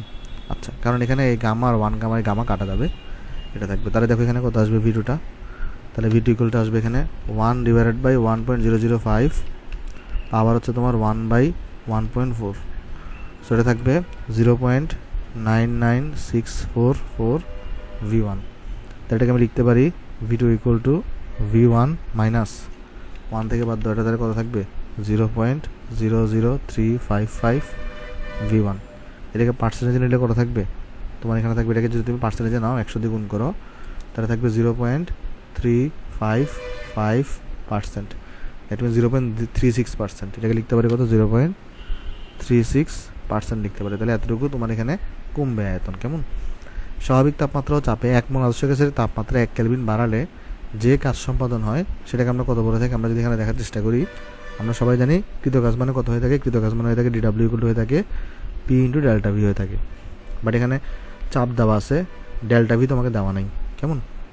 তাহলে এখানে আমাকে ডেল্টা টি দেওয়া আছে 1 কেলভিন বাড়ালে, তাহলে আমি তো PV ইজ ইকুয়াল টু আমরা NRT জানি, তা আমি তাহলে P ডেল্টা ভি লেখা মানে কিন্তু আমি এখানে এন তো চেঞ্জ করতেছি না, আরও চেঞ্জ করতেছি না, ডেল্টা টি লেখা। তাই এটার জায়গায় আমি কি লিখতে পারি NR ডেল্টা টি, মানে কাহিনী হচ্ছে কি PV ইকুয়াল টু NRT জানি, তো P ডেল্টা ভি নিলে এখানে ডেল্টা ভি ডেল্টা নিতে হবে, তো আর তো কনস্ট্যান্ট, এনও কনস্ট্যান্ট, তাহলে টি চেঞ্জ হচ্ছে, তাহলে ডেল্টা টি নিব আমরা এখানে। তাহলে এখানে এন দেওয়া আছে 1 মোল, আর হচ্ছে 8.314, ডেল্টা টি হচ্ছে 1 কেলভিন, তো এখানে থাকবে 8.314 joule.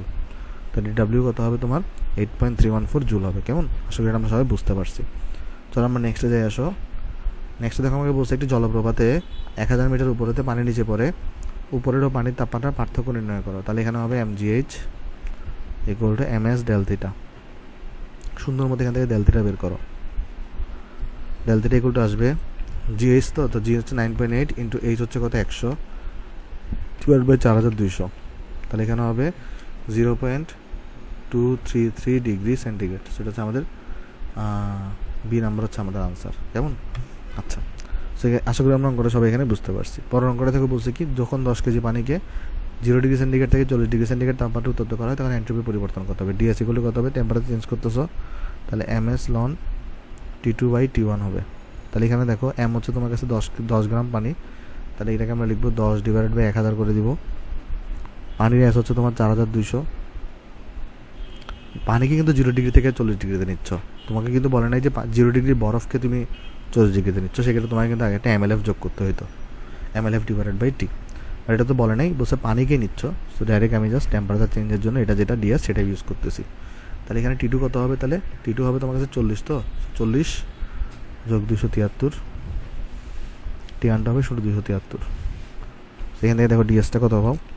10 divided by 1000 into 4200 into লন 40 প্লাস 273 ডিভাইডেড বাই 273। তাহলে এটা থাকবে 5.74। এত ডিএস আসছে। কেমন? এন্ট্রপি পরিবর্তন আসছে, এত ডিএস 4 জুল পার কেলভিন আসছে। তাহলে এটা হচ্ছে আমাদের কাছে আনসার কত হবে তাহলে? আচ্ছা, এটা তো আমাদের জুলে আসছে, বা এটা সব ক্যালোরিতে দেওয়া, সো সিম্পল এটাকে জাস্ট 4.2 দিয়ে ভাগ করে দাও, তাহলে আসছে আনসার আসছে 1.367 ক্যালোরি পার কেলভিন। সো এটা হচ্ছে আমাদের সি নাম্বার হচ্ছে আমাদের আনসার। এত এবং এত তার দক্ষতা কত? তাহলে খুব সোজা, এটা is equal two 1 minus 127 plus 273 427 plus 273। Just simply এটাকে সাথে কী করে দাও? 100% করে দাও। তাহলে দেখো কত আসে এটা, 1 মাইনাস 127 প্লাস 273 427 প্লাস 273 ইন্টু 100%। সেখানে থাকবে 42.857। তো 42% হচ্ছে আমাদের কাছে কারেক্ট আনসার হবে। কেমন? আশা করি আমরা সবাই এখানে বুঝতে পারছি। চলো আমরা নেক্সট অঙ্কে চলে যাই। এখানে বলছি কি, তাপগ্রাহকের তাপমাত্রা এত, দক্ষতা এত, দক্ষতা 35% করতে তাপগ্রাহকের তাপমাত্রা কত কমাতে হবে? দক্ষতা তো সেমই রাখছো তুমি। দক্ষতা এখানে আসলে কোয়েশ্চেনটা ইনকমপ্লিট আছে। কেন? আগে দক্ষতা 35%, এখন দক্ষতা 35% আছে। তো দক্ষতা 35% করতে হলে তাপগ্রাহকের তাপমাত্রা কত কমাতে হবে, মানে কি এটা করতে পারতো তাপগ্রাহকের তাপমাত্রা কত হবে, বাট তাপগ্রাহকের তাপমাত্রা যদি কমাও তাহলে সেটা দক্ষতা তো বৃদ্ধি পাবে। তো দক্ষতা কত বৃদ্ধি পাবে সেটা আমাকে বলে নেই। এই কোয়েশ্চেনটা আসলে ইনকমপ্লিট আছে, লিখে দিয়ে আসে এটা আমরা ইনকমপ্লিট কোয়েশ্চন। এটাতে ফুল মার্কস পেয়ে যাবা। কেমন? চলো আমরা তাহলে নেক্সটে যাই। আসো, এত ডিগ্রি সেন্টিগ্রেড তাপমাত্রার সমতুল্য থার্মোডাইনামিক তাপমাত্রা কত কেলভিন? সিম্পল এর সাথে কী করতে হবে তোমার? তাহলে জাস্ট 273 যোগ করতে হবে। তাহলে 501.85 273 যোগ করলে দেখো কত আসে, 774.774.85 কেলভিন। সেটা বি নাম্বার হচ্ছে আমাদের কারেক্ট আনসার। কেমন? তারপর চলো আমরা নেক্সটে যাই। আসো, নেক্সটে দেখো আমাকে কী বলতেছে। নেক্সট আমাকে বলতেছে ফারেনহাইট স্কেলে কোন তাপমাত্রা সেন্টিগ্রেড স্কেলের দ্বিগুণ? কেমন? তার মানে সেন্টিগ্রেড স্কেলে তাপমাত্রা যদি x হয়, ফারেনহাইট স্কেলে কত হবে? এটা 2x হবে। তাহলে 2x মাইনাস তোমার এখানে 32 হবে, ডিভাইডেড বাই 9 হবে, ইকুয়াল টু x/5 হবে। কেমন? এখান থেকে আমাদের কী বের করতে হবে? ফারেনহাইট স্কেলে মান বের করতে হবে, অর্থাৎ 2xটা বের করতে হবে আমাদের। 2xটা কত? ফারেনহাইটের মানটা বের করতে হবে। x বের করা মানে তো সেলসিয়াসের মানটা বের করা, বাট ফারেনহাইট 2x, তো 2xটা কত হবে সেটা আমাকে বের করতে হবে। চলো বের করে আসো। তো এখানে আমরা লিখতে পারি যে 9x equal to 10x minus 160। তাহলে এখানে থাকবে শুধু x ইকুয়াল টু 160, বাট এটা তো সেলসিয়াস আসছে, ফারেনহাইট তো ডাবল, তাহলে 2x মানে কত? 320 ডিগ্রি ফারেনহাইট। কেমন? তাহলে 320 ডিগ্রি ফারেনহাইট হচ্ছে আমাদের কাছে আনসার। জিনিসটা এখানে পয়েন্টটা বুঝো, তোমাকে কিন্তু ফারেনহাইট স্কেলে মান চাইছে, সো ফারেনহাইট স্কেলে মান কিন্তু ডাবল এক্সের তুলনায়, সো এক্স বের করলে কিন্তু হবে না, ফারেনহাইট স্কেলে মান মানে 2x বের করতে হবে তোমার এখানে। কেমন? চলো আমরা নেক্সটে চলে যাই। আমাকে বলছে একটি পাত্রে 0 ডিগ্রি সেন্টিগ্রেড তাপমাত্রায় কিছু গ্যাস রক্ষিত আছে, কত তাপমাত্রায় গ্যাসের চাপ 0 ডিগ্রি সেন্টিগ্রেড তাপমাত্রার চাপের 1/3 হবে। কেমন? তাহলে এখানে কিন্তু আমাদের বলে দিচ্ছে ফার্স্টে টেম্পারেচার কত, T1 দেওয়া আছে তোমার কাছে, এখানে হচ্ছে যে 273 কেলভিন। কত তাপমাত্রায়, মানে T2 গুলো কত হইলে তোমার গ্যাসে তাপমাত্রার চাপের 1/3 হবে।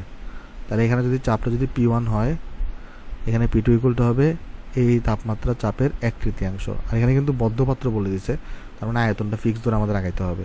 তাহলে P is proportional to T। তাহলে T2 ইজ ইকুয়াল টু আমরা T2 ডিভাইডেড বাই T1 এগুলো লিখতে পারি P2 ডিভাইডেড বাই P1। তাহলে এখান থেকে আমরা T2 মানে বের করতে পারবো। P2 মানে কত? P2 বাই P1 মানে কিন্তু 1/3 আসবে। আর T1 মানে কত? এখানে 273, সেখানে বের করে ফেলো এটা 273 ডিভাইডেড বাই তোমার হচ্ছে 3, তাহলে এটা আসবে 91 কেলভিন। সো 91 কেলভিন হচ্ছে আমার কাছে কারেক্ট আনসার। বুঝতে হবে এখানে পাত্রের মধ্যে কিছু গ্যাস রক্ষিত আছে, তার মানে হচ্ছে সমায়তনীয় প্রক্রিয়া। কেমন? আচ্ছা, এরপর বলছি কি যে 0 ডিগ্রি সেন্টিগ্রেড তাপমাত্রায় কোনো নির্দিষ্ট পরিমাণ গ্যাসকে হঠাৎ প্রসারিত করে আয়তন দ্বিগুণ করা হয়েছে, চূড়ান্ত তাপমাত্রা কত? তাহলে এখানে চূড়ান্ত তাপমাত্রা T2 বের করতে বসে, তাহলে V2 gamma minus 1, T1 V1 gamma minus 1। তো T2 আমাকে বের করতে বসছে, সেটা হবে T1 V1 divided by V2 gamma minus 1। তাহলে এখানে দেখো T2 is equal to T1 মানে কত? এখানে 273 কেলভিন। তাহলে V1 বাই V2 এখানে তাহলে কত হবে? এখন দ্বিগুণ করা হয়েছে, তাহলে এটা হচ্ছে 1/2, আর এখানে হবে 0.4। অ্যাকচুয়ালি দেখো তাহলে কত আসবে? এটা 273 ইন্টু 1/2 পাওয়ার 0.4, সেটা আসবে 206.895 কেলভিন। বাট সব অপশানে সেন্টিগ্রেডে দেওয়া, 273 বাদ দাও, তাহলে তোমার কাছে আসবে এখানে -66.1 ডিগ্রি সেন্টিগ্রেড। ডি নাম্বার হচ্ছে আমাদের কারেক্ট আনসার। কেমন? আশা করি আমরা অঙ্কটা সব এখানে বুঝতে পারছি। চলো আমরা নেক্সটে যাই। একটি কার্নো চক্রে মোট এন্ট্রপির পরিবর্তন কত? 0। কারণ কার্নো চক্রে কী হয়? কার্নো চক্র হচ্ছে একটা প্রত্যাবর্তী প্রক্রিয়া। কার্নো চক্র হচ্ছে আমাদের একটা প্রত্যাবর্তী প্রক্রিয়া, আর প্রত্যাবর্তী প্রক্রিয়াতে এন্ট্রপি পরিবর্তন ডিএস কত হয়ে থাকে? 0 হয়ে থাকে। কেমন? আশা করি জিনিসটা আমরা সবাই বুঝতে পারছি। চলো আমরা নেক্সটে যাই। বলছে এবার স্থিতিস্থাপক সীমার মধ্যে স্প্রিংয়ের সংকোচন প্রসারণ কীরকম? এটা কিন্তু আমাদের প্রত্যাগামী প্রক্রিয়ার মতো। হিমাঙ্ক এবং স্ফুটনাঙ্কের মধ্যে কাজ করতেছে, এরকম হলে দক্ষতা কত? তাহলে দক্ষতা বের করা খুবই সোজা, 1 মাইনাস এই 273 আর এখানে 373 দাও, ইন্টু 100% করো, তাহলেই হয়ে যাবে। তাহলে দেখো এটা কত আসে? 1 মাইনাস 273 ডিভাইডেড বাই 373 ইন্টু তোমার এখানে 100%, সেটা থাকবে 26.81%। 81%। কেমন? 26.81%। সি নাম্বার হচ্ছে আমার কাছে কারেক্ট আনসার। এরপর আমাকে বলতেছে এখানে সিঙ্কের তাপমাত্রা 39 এবং ক্ষমতা হচ্ছে যে এত%, উচ্চের তাপমাত্রা কী পরিমাণ বৃদ্ধি করে দক্ষতা 60% হবে? তাহলে দেখো এখানে ফার্স্টে সিঙ্কের তাপমাত্রা T2 দেওয়া আছে তোমার কাছে কত? 300 কেলভিন। ইটা 1 দেওয়া আছে কতটুকু? 50%। আমি T1টা জানি না কত। উচ্চের তাপমাত্রা কী পরিমাণ বৃদ্ধি করলে? ধরো T1 প্লাস ডেল্টা T করবা, T2কে তুমি কোনো চেঞ্জ করো নাই, বাট ইটা 2টা কত হয়ে যাবে? ইটা 2 হয়ে যাবে 60%। ডেল্টা Tটা আমাকে বের করতে বলছে। আগে ধরো T1টা বের করি, তো T1 মানে কিন্তু T2 ডিভাইডেড বাই ওই যে 1 মাইনাস ইটা হয়ে থাকে। তাহলে এখানে কত? T2 হচ্ছে তোমার 300, 1 মাইনাস 0.5, তাহলে এটা হয়ে যাবে 600 কেলভিন। তাহলে এই যে তুমি যদি এবার এই এখানে যদি আমাদের ইটা দেওয়া আছে এখানে অ্যাকচুয়ালি, তাহলে আমরা তাহলে আবার T1 বের করি, তাহলে এবার T1 প্লাস ডেল্টা T, এটাই করে T2 ডিভাইডেড বাই হচ্ছে 1 মাইনাস ইটা। তো এটা 1 ছিল, এটা 2 হবে। তাহলে এখানে কত আসবে? T2তে চেঞ্জ হয় না, T2 300ই থাকবে, বাট এটা হয়ে গেছে 60%, মানে 0.6। আর এখানে তাহলে তোমার ডেল্টা Tটা তাহলে দেখো কত আসবে? 300 ডিভাইডেড বাই 0.4 মাইনাস T1 হচ্ছে 600। তাহলে দেখো এখানে কত আসবে? 300 ডিভাইডেড বাই 0.4 মাইনাস 600, তাহলে এখানে আসছে 150। এখানে কত চলে আসছে? 150 চলে আসছে। কেমন? দেখো এই টাইপের এমসিকিউ কিন্তু অনেকবার পরীক্ষা আসতেছে, সো আমরা কিন্তু চাইলে এটা একটা শর্টকাট বানাতে পারি। আসলে নিজেরা কেমনে আমি তোমাকে বলি, দেখো শর্টকাটটা কীভাবে বানাতে পারো। এই যে 0.4কে আমি কি লিখতে পারি? 1 মাইনাস ইটা নিউ, মানে 60% না, তাহলে 60% হচ্ছে নিউ, এটাকে আমরা বলতে পারি ইটা নিউ বলতে পারি, রাইট? আর এই 300 কেলভিন মানে কি? 300 কেলভিন হচ্ছে তোমার T2 তাপমাত্রা, তাহলে এখানে যে T2 আছে, মাইনাস T1 করতে হচ্ছে, এটা হচ্ছে আমাদের T1। সো T1টাকে আমরা কি লিখতে পারি এখানে? আবার এই যে T2 ডিভাইডেড বাই 1 মাইনাস ইটা 1, যেটাকে আমরা লিখতে পারি ইটা ওল্ড।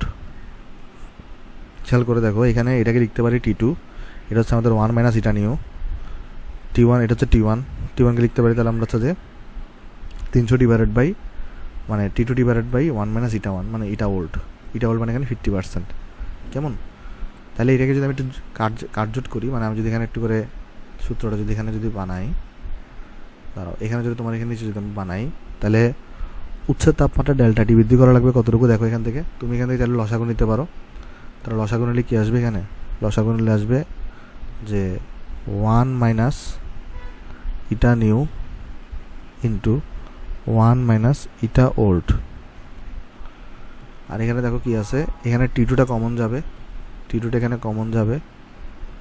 আর এখানে কি থাকবে দেখো, 1 minus eta old minus 1 minus eta new. তাহলে এখানে থাকবে 1 minus eta old minus 1 minus eta new, সেটা একটু হলে এখানে 1 প্লাস ইটা নিউ হয়ে যাবে। তাহলে এখানে দেখো কত থাকবে, টি2 1 1 তো চলে যাবে, তাহলে এখানে থাকবে eta new minus eta old divided by 1 minus eta new into 1 minus eta old. এইটা একটা শর্টকাট তুমি মনে রাখতে পারো, ডেল্টা টি। তাহলে তোমাকে যদি কেউ জিজ্ঞেস করে উচ্ছের তাপমাত্রা কতটুকু বাড়াইতে হবে, তুমি কিন্তু চাইলে এখানে ডাইরেক্ট এই সূত্র দিয়ে করে ফেলতে পারো। যেমন কীরকম, আমি যদি এই অঙ্কটা করে দেখাইতাম তোমাকে, এই যে অঙ্কটা সূত্র হচ্ছে কি, তাহলে ডেল্টা টি সূত্র কি, টি2 বসাবো আগে এখানে, তারপরে ইটা নিউ মাইনাস ইটা ওল্ড, 60 থেকে যদি 50 বাদ দাও তাহলে 10% মানে 0.1 থাকে, 1 মাইনাস একবার ইটা নিউ করবা, ইটা ওল্ড করবা, আর 1 মাইনাস একবার ইটা নিউ করবা, শেষ।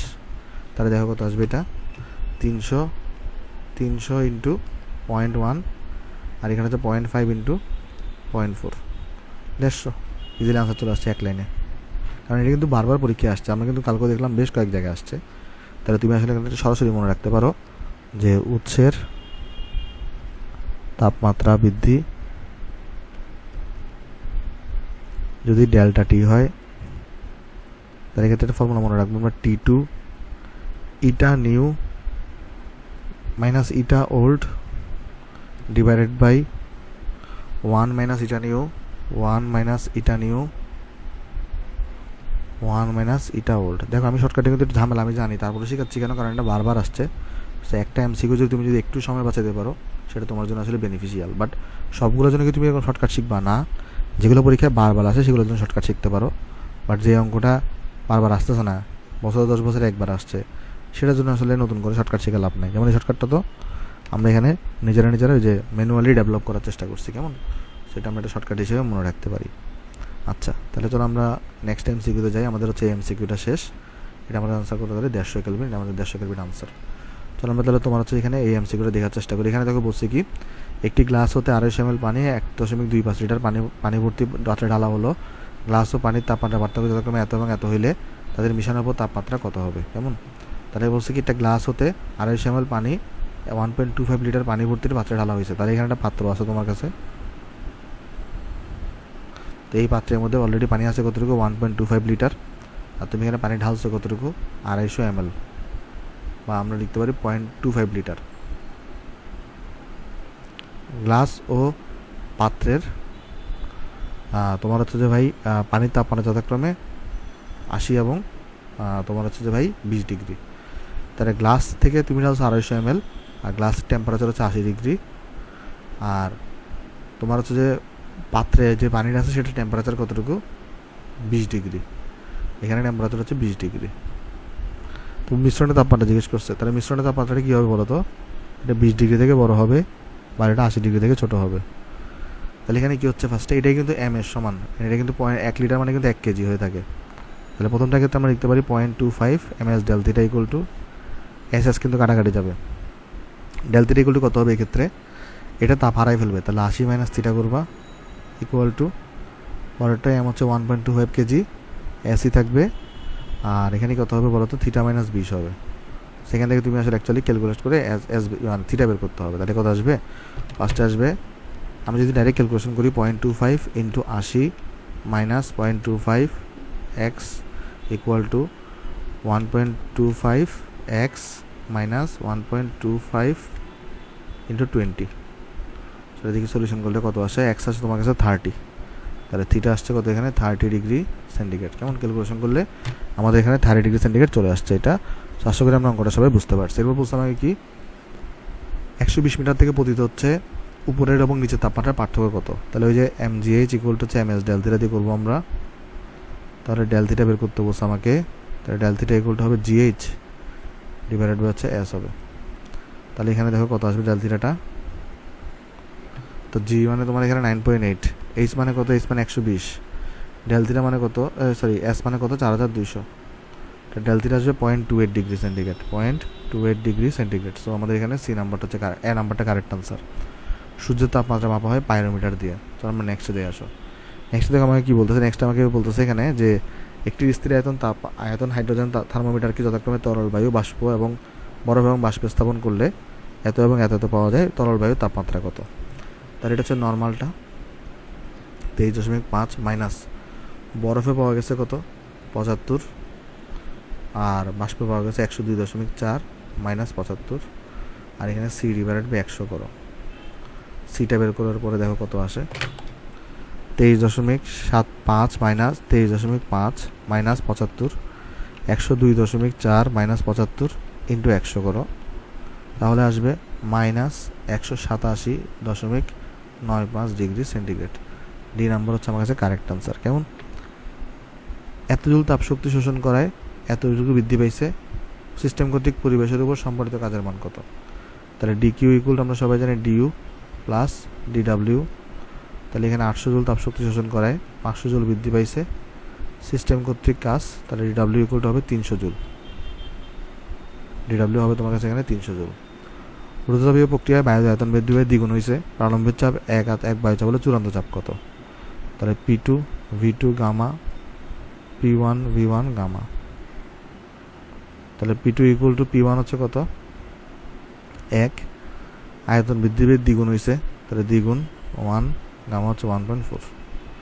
তাহলে দেখো এখান থেকে P2টা কত আসবে 1/2, পাওয়ার হচ্ছে 1.4, সেটা তোমার থাকবে 0.3789, অর্থাৎ সি নাম্বার 0.38 হচ্ছে তোমার কাছে এখানে আনসার। আচ্ছা, তাহলে চলো আমরা নেক্সটে যাই আসো।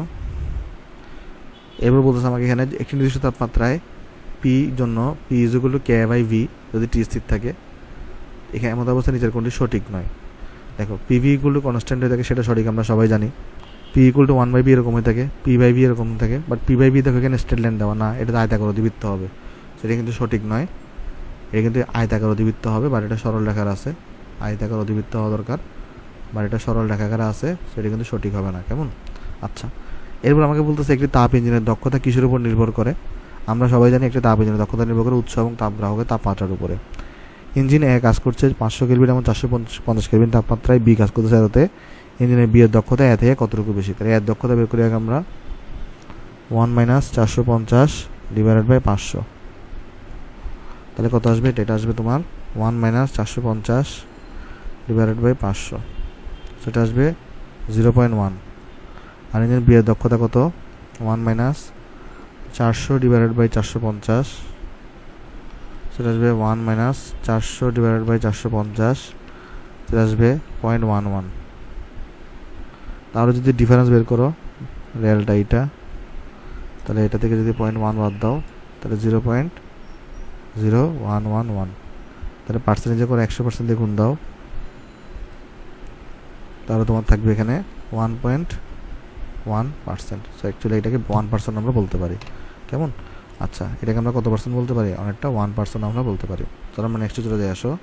আচ্ছা, আমরা তাহলে এই অঙ্কগুলো দেখি। এখানে বলছে 0 ডিগ্রিতে চাপ এত, তাহলে 60 ডিগ্রিতে চাপ কত হবে। তাহলে আমাকে ধরে নিতে হবে এখানে আয়তনে স্থির থাকবে, তাহলে পি ইজ প্রপোর্শনাল কিন্তু আমরা সবাই জানি টি, তাহলে হচ্ছে আমাকে P2 বের করতে হবে। তাহলে এখানে হবে T2 divided by T1, R into এখানে হবে P1। তাহলে চলো ভ্যালু বসাই। T2 মানে হচ্ছে 60 প্লাস 273, T1 হচ্ছে 273 শুধু, আর P1 হচ্ছে তোমার 3 × 10⁵। তাহলে এখানে কত আসবে দেখো, 60 প্লাস 273 ডিভাইডেড বাই 273 ইন্টু 3 × 10⁵। সেটা আসবে তোমার, যদি আমি সাইন্টিফিক বোর্ডে নিয়ে করি, 3.659 ইন্টু 10⁵। এটা আছে বি নাম্বার অপশনে। সো বি নাম্বার হচ্ছে কারেক্ট আনসার। বায়ু, বরফ, বাষ্পে এতটুকু দেয়, তাহলে বায়ুর তাপমাত্রা কত। তাহলে 23.3 মাইনাস 75.1 ডিভাইডেড বাই 102.5 ওই এক্স 100 মাইনাস এক্স নট করতেছে 75.1, আর আমাকে এখানে দেওয়া আছে সেন্টিগ্রেডে, তাহলে C divided by 5, sorry C divided by 100। তাহলে দেখো এখান থেকে সি কত আসে, তাহলে এটা আসবে 23.3 minus 75.1 divided by 102.5 minus 75.1 into তোমার হচ্ছে 100, সেটা আসবে -189.05 ডিগ্রি সেন্টিগ্রেড। সো আমাদের বি নাম্বার হচ্ছে কারেক্ট আনসার 50-এর। কেমন? আচ্ছা, তাহলে চলো আমরা নেক্সটে যাই। নেক্সট এখানে আমাকে বলতেছে যে 0.5 কেজি ভরের 0 ডিগ্রি সেন্টিগ্রেড তাপমাত্রা বরফকে 100 ডিগ্রি সেন্টিগ্রেড তাপমাত্রা বাষ্পে পরিণত করতে কতটুকু তাপ প্রয়োজন। তাহলে ডেল্টা কিউ বের করতে বলছে এখানে, মানে কতটুকু তাপ প্রয়োজন। ফার্স্টে কী করছে এখানে, আগে 0 ডিগ্রি বরফকে 0 ডিগ্রি পানিতে পরিণত করতে হবে, তাহলে এমএলএফ লাগবে, পরে এমএস ডেলথিটা লাগবে, পরে এমএলভি লাগবে, বাষ্পে পরিণত করবো। তাহলে এখানে কত আসবে দেখো, এমটা আমরা কমন নিয়ে ফেলতে পারি 0.5টাকে, তাহলে 3.36 ইন্টু 10⁵। এস হচ্ছে তোমার 4200, 0 থেকে 100তে নিয়েছো, তাহলে ডেল্টা থিটা 100, প্লাস এলভি হচ্ছে 2.26 ইন্টু 10⁶। তাহলে দেখো এখানে কত আসবে, এটা 3.36 into 10⁵ plus 4200 into 100 plus 2.26 into 10⁶ into 0.5, তাহলে এটা আসছে 1.508 ইন্টু 10⁶। তাহলে এটা দেখো এটা কত নম্বর অপশনে আছে, এটা হচ্ছে আমাদের আছে তোমার এখানে আমরা তাহলে 10⁵ দিয়ে প্রকাশ করতে হবে, তাহলে 15.08 10⁵ এ নাম্বার অপশনে আছে, কারণ সবগুলো দেখো 10⁵ দিয়ে দেওয়া। সো 10⁶ রাখলে হবে না, 10⁵ নিতে হবে। তাহলে চলো নেক্সটে যাই আসো আমরা। নেক্সট আমাকে বলছে এত এবং এত তাপমাত্রা দক্ষতা কত, এটা তোমরা পারবা বাসায় নিজেরা, বাড়ি কাজ দিচ্ছি তোমাদেরকে, এটা হবে 42.86। কোনটাতে ফারেনহাইট এবং কেলভিনে কি পার্ট পাওয়া যায়, এটাও তোমরা পারবা। আমরা জানি যে 574.25, আমরা আজকে করে আসছি, এটা কত, এটা 574 কত হইতো, এটা 25 হইতো, রাইট? আচ্ছা 25 ফারেনহাইট এবং কেলভিন, তাহলে আশা করি এটা আমরা পারবো।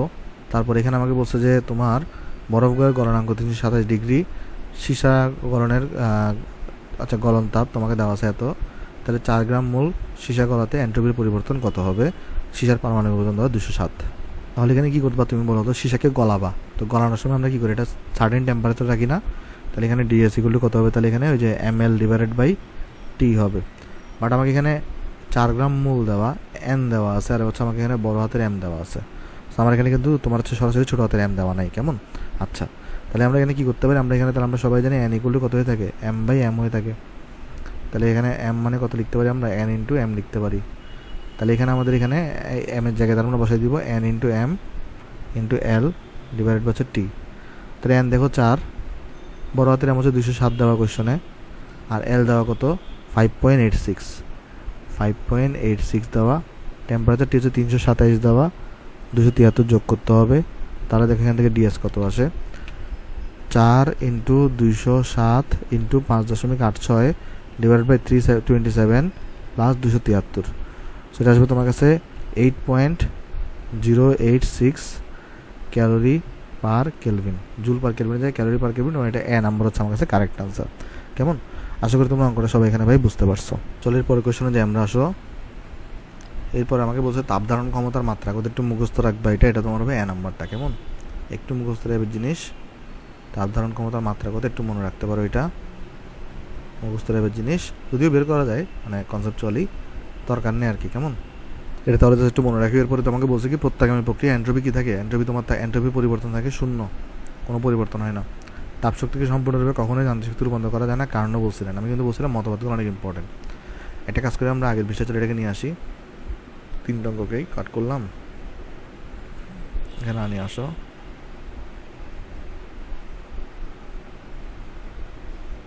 এটা দাঁড়াও 1 সেকেন্ড, 59 এবং তোমার 58। দেখো আমাকে বলছে কি এখানে ফার্স্টে যে কোনো গ্যাসের গামা যদি এত হয় তাহলে গ্যাসটির জন্য কোনটা সঠিক হবে সেটা তোমাকে জিজ্ঞেস করছে। কেমন? তো আমরা সিভি সূত্রে কী শিখে আসছি, R divided by gamma minus 1, আর সিপি সূত্রে কী শিখে আসছি, gamma R divided by gamma minus 1।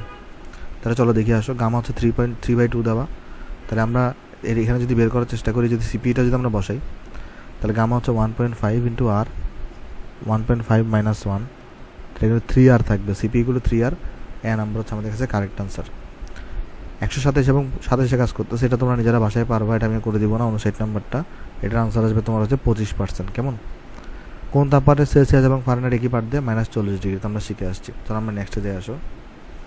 এখানে দেখো আমাকে বলছি এটা ত্রুটিপূর্ণ থার্মোমিটার, এটা তোমরা বাসায় নিজেরা পারবা, এটা আমি করে দিচ্ছি না, SW থাকবে তোমাদের। এবং এটার আনসার হবে তোমার হচ্ছে ডি নাম্বারটা। এটাও আমরা কিন্তু পড়ছি, এটা কত হয় 26.81% হয়, রাইট। 62 নাম্বার কত হয় আমি মুখস্থ রাখতে বলছি তোমাকে, কারণ এটা পরীক্ষায় হর হামেশাই আসে 26.81%। 0.5 কেজি ভরের ও 0 ডিগ্রি সেন্টিগ্রেড তাপমাত্রা বরফকে 100 ডিগ্রিতে বাষ্প পরিণত করতে কতটুকু তাপ, মানে এটা আমরা পারবো, যে স্টেপ বাই স্টেপ করে যাবো। এটা তোমাদের একটু আগে আমরা করে দিয়েছি, এটা একটা ম্যাথ, এটা তোমার আনসার হবে বি নাম্বারটা, এটাই তো করে দিছি। তাহলে আমরা নেক্সটে যাই আসো। নেক্সট আমরা চলো একটা কাজ করি, যেখানে আমরা এখানে করি আসো। এটা একটি পিস্টন সিলিন্ডারের ভিতর আবদ্ধ, স্বাভাবিক তাপমাত্রা ও চাপের শুষ্ক বায়ু সংকুচিত করে আয়তন অর্ধেক করা হয়েছে। যদি তাপমাত্রা পরিবর্তিত থাকে তাহলে চাপ, চূড়ান্ত চাপ কত হবে, কেমন। তাহলে আয়তন এবং চাপের সম্পর্ক করে আমরা এখানে করতে হবে। জাস্ট সিম্পল তোমার এখানে হচ্ছে কী করতে হবে, যে পিভি ইকুয়াল টু কনস্ট্যান্ট আমরা করতে হবে, কেমন। তাহলে এখানে হচ্ছে আমরা যেটা করবো P2 V2 equal to P1 V1, কেমন। তাহলে আমাকে এখানে বের করতে হবে P2টা। তাহলে এটা আসবে P1 কত, স্বাভাবিক চাপ, তাহলে 1। আর এখানে কী করা হয়েছে, আয়তনটাকে অর্ধেক করা হয়েছে, তাহলে তোমার হচ্ছে 1/, এখানে 1/2 হবে, অর্ধেক যেহেতু করা হয়েছে। তাহলে অ্যাকচুয়ালি এটা যাবে 2 অ্যাটমসফিয়ার, বাট আমার এখানে সব নিউটন পার মিটার স্কয়ারে দেওয়া। সো তাহলে আমাদের এখানে P2 আসবে 2 × 1.01325 10⁵ দ্বিগুণ দিতে হবে।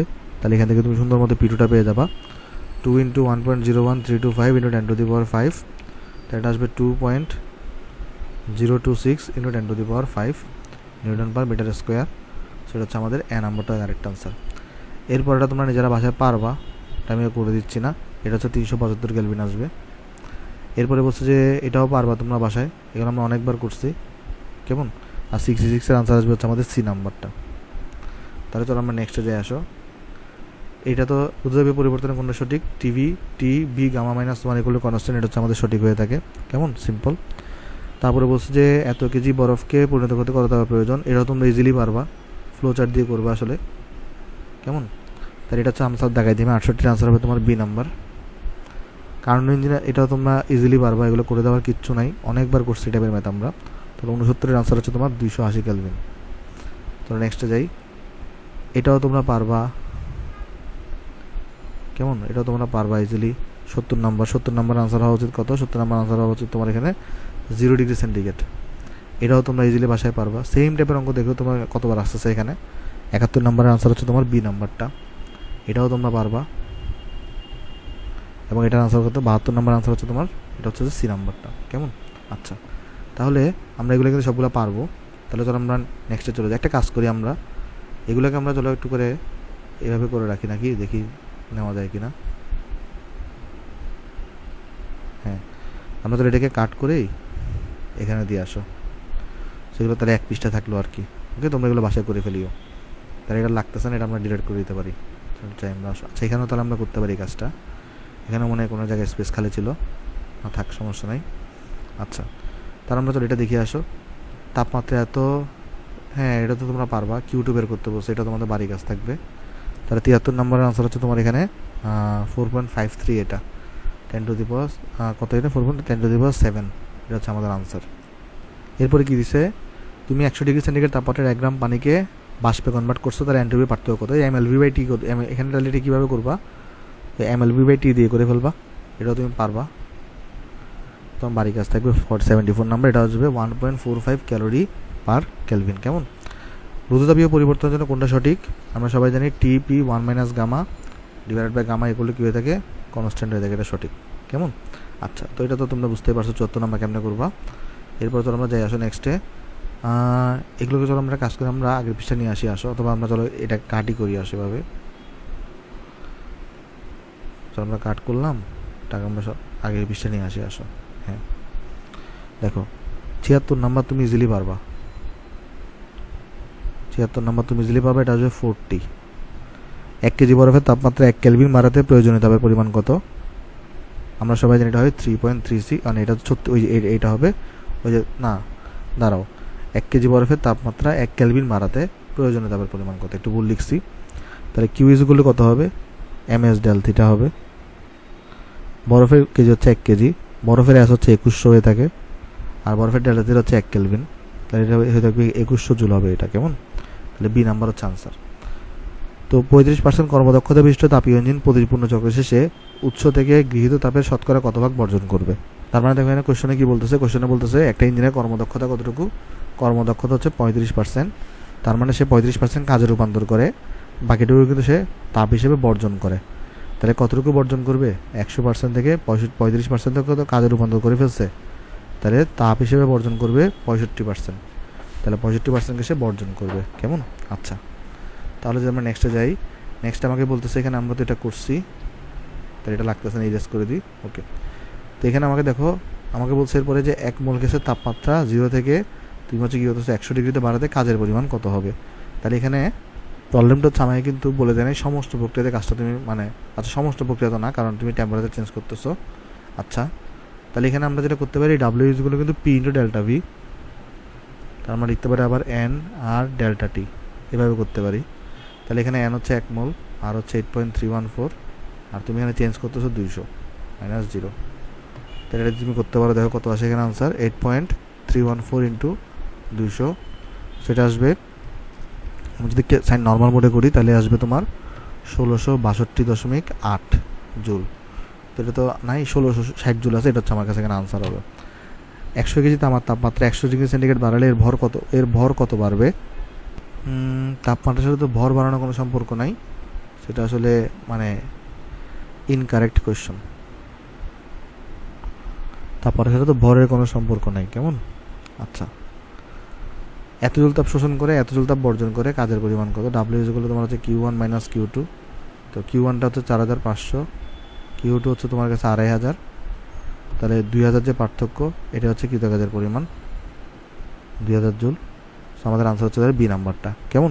তাহলে চলো আমরা নেক্সটে চলে যাই। আসো, নেক্সট আমাকে বলছে রেফ্রিজারেটরের কার্যকর সহগ এত, ঠান্ডা প্রকোষ্ঠ থেকে এত চক্র অপসারণ করলে প্রতি চক্রে কৃত কাজের পরিমাণ কত? তাহলে কার্যকর সহগ কে দেওয়া আছে 4.6, প্রতি ঠান্ডা প্রকোষ্ঠ থেকে অপসারণ করে Q1 250 জুল, কৃত কাজ কত জিজ্ঞেস করছে। সো আমরা জানি কে ইকুয়াল টু কত হয়ে থাকে, ইনপুট দিছি ডাব্লিউ, আউটপুট দিছি Q1, আমাকে ডাব্লিউ বের করতে বলছে, এটা হবে Q1 divided by K. So W equal to হবে Q1 তোমার এখানে হচ্ছে 250, কে হচ্ছে 4.6, তাহলে ডাব্লিউ এখান থেকে কত বেরোবে দেখো, 250 ডিভাইডেড বাই 4.6, তাহলে এটা আসবে 54.347 জুল। 54 জুল হচ্ছে তোমার কাছে এখানে আনসার। 100 ডিগ্রি সেন্টিগ্রেড তাপমাত্রার 1 কেজি পানিকে 0 ডিগ্রি সেন্টিগ্রেড তাপমাত্রা বরফে পরিণত করবা, তাহলে এনট্রপির পরিবর্তন কত হবে? তাহলে দেখো 100 ডিগ্রি সেন্টিগ্রেড তাপমাত্রার 1 কেজি পানি আছে, সেটাকে তুমি কি করবা, 0 ডিগ্রি বরফে কনভার্ট করবা, বাট তোমাকে তাকে 0 ডিগ্রি সেন্টিগ্রেডে পানিতে আনতে হবে, দেন 0 ডিগ্রি সেন্টিগ্রেডে বরফে নিতে হবে। ওকে, সো আমরা কিন্তু ফ্লোচারটা নির্মল থেকে উচ্চতে বানাবো, বাট আমরা কি করবো এখানে আগে ফার্স্টে 0 ডিগ্রি থেকে, মানে আমরা এখানে যদি করি ডিএস বের করার চেষ্টা করি, সেটা আসবে কত, ফার্স্টে আমরা কিন্তু উল্টা নিব, আমরা কিন্তু নির্মল থেকে উচ্চতে নিব, বরফ থেকে আগে পানিতে নিব, কারণ আমি কোয়েশনে বলছে যে উচ্চ থেকে নির্মতা নাও, বাট আমি নির্মল থেকে উচ্চতে নিব।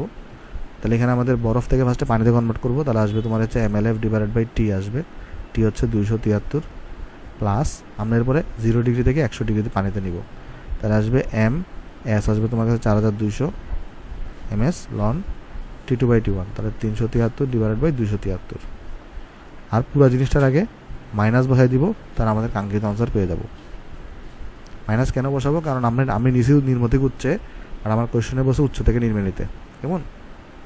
তাহলে এম কত, এখানে এম হচ্ছে 1 কেজি, সো LF বসাবা 3.36 10 টু দি পাওয়ার 5, 273 বসাবা, প্লাস 1 কেজি 4200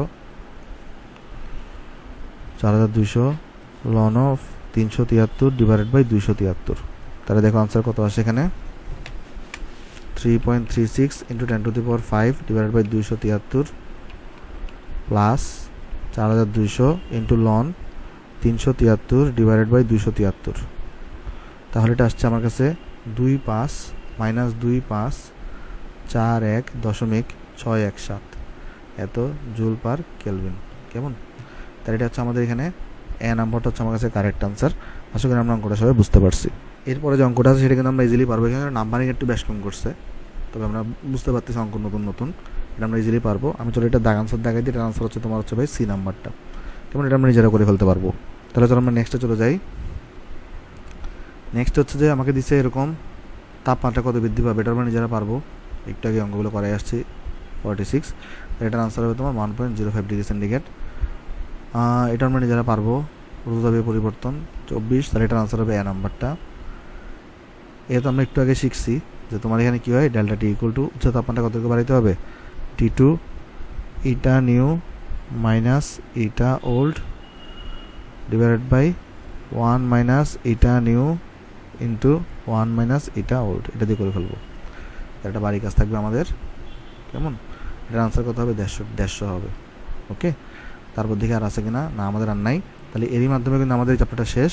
তো আমাদের থার্মোডাইনামিক্স এখানে শেষ হচ্ছে। আমাদের এরপরে স্টার্ট হবে তোমার সমতলে বস্তু কণার গতি, কেমন? আমি চলে এখানে দায়ন লিখে দিই। তাহলে সবাই ভালো থাকবেন ভাই, আসসালামু আলাইকুম।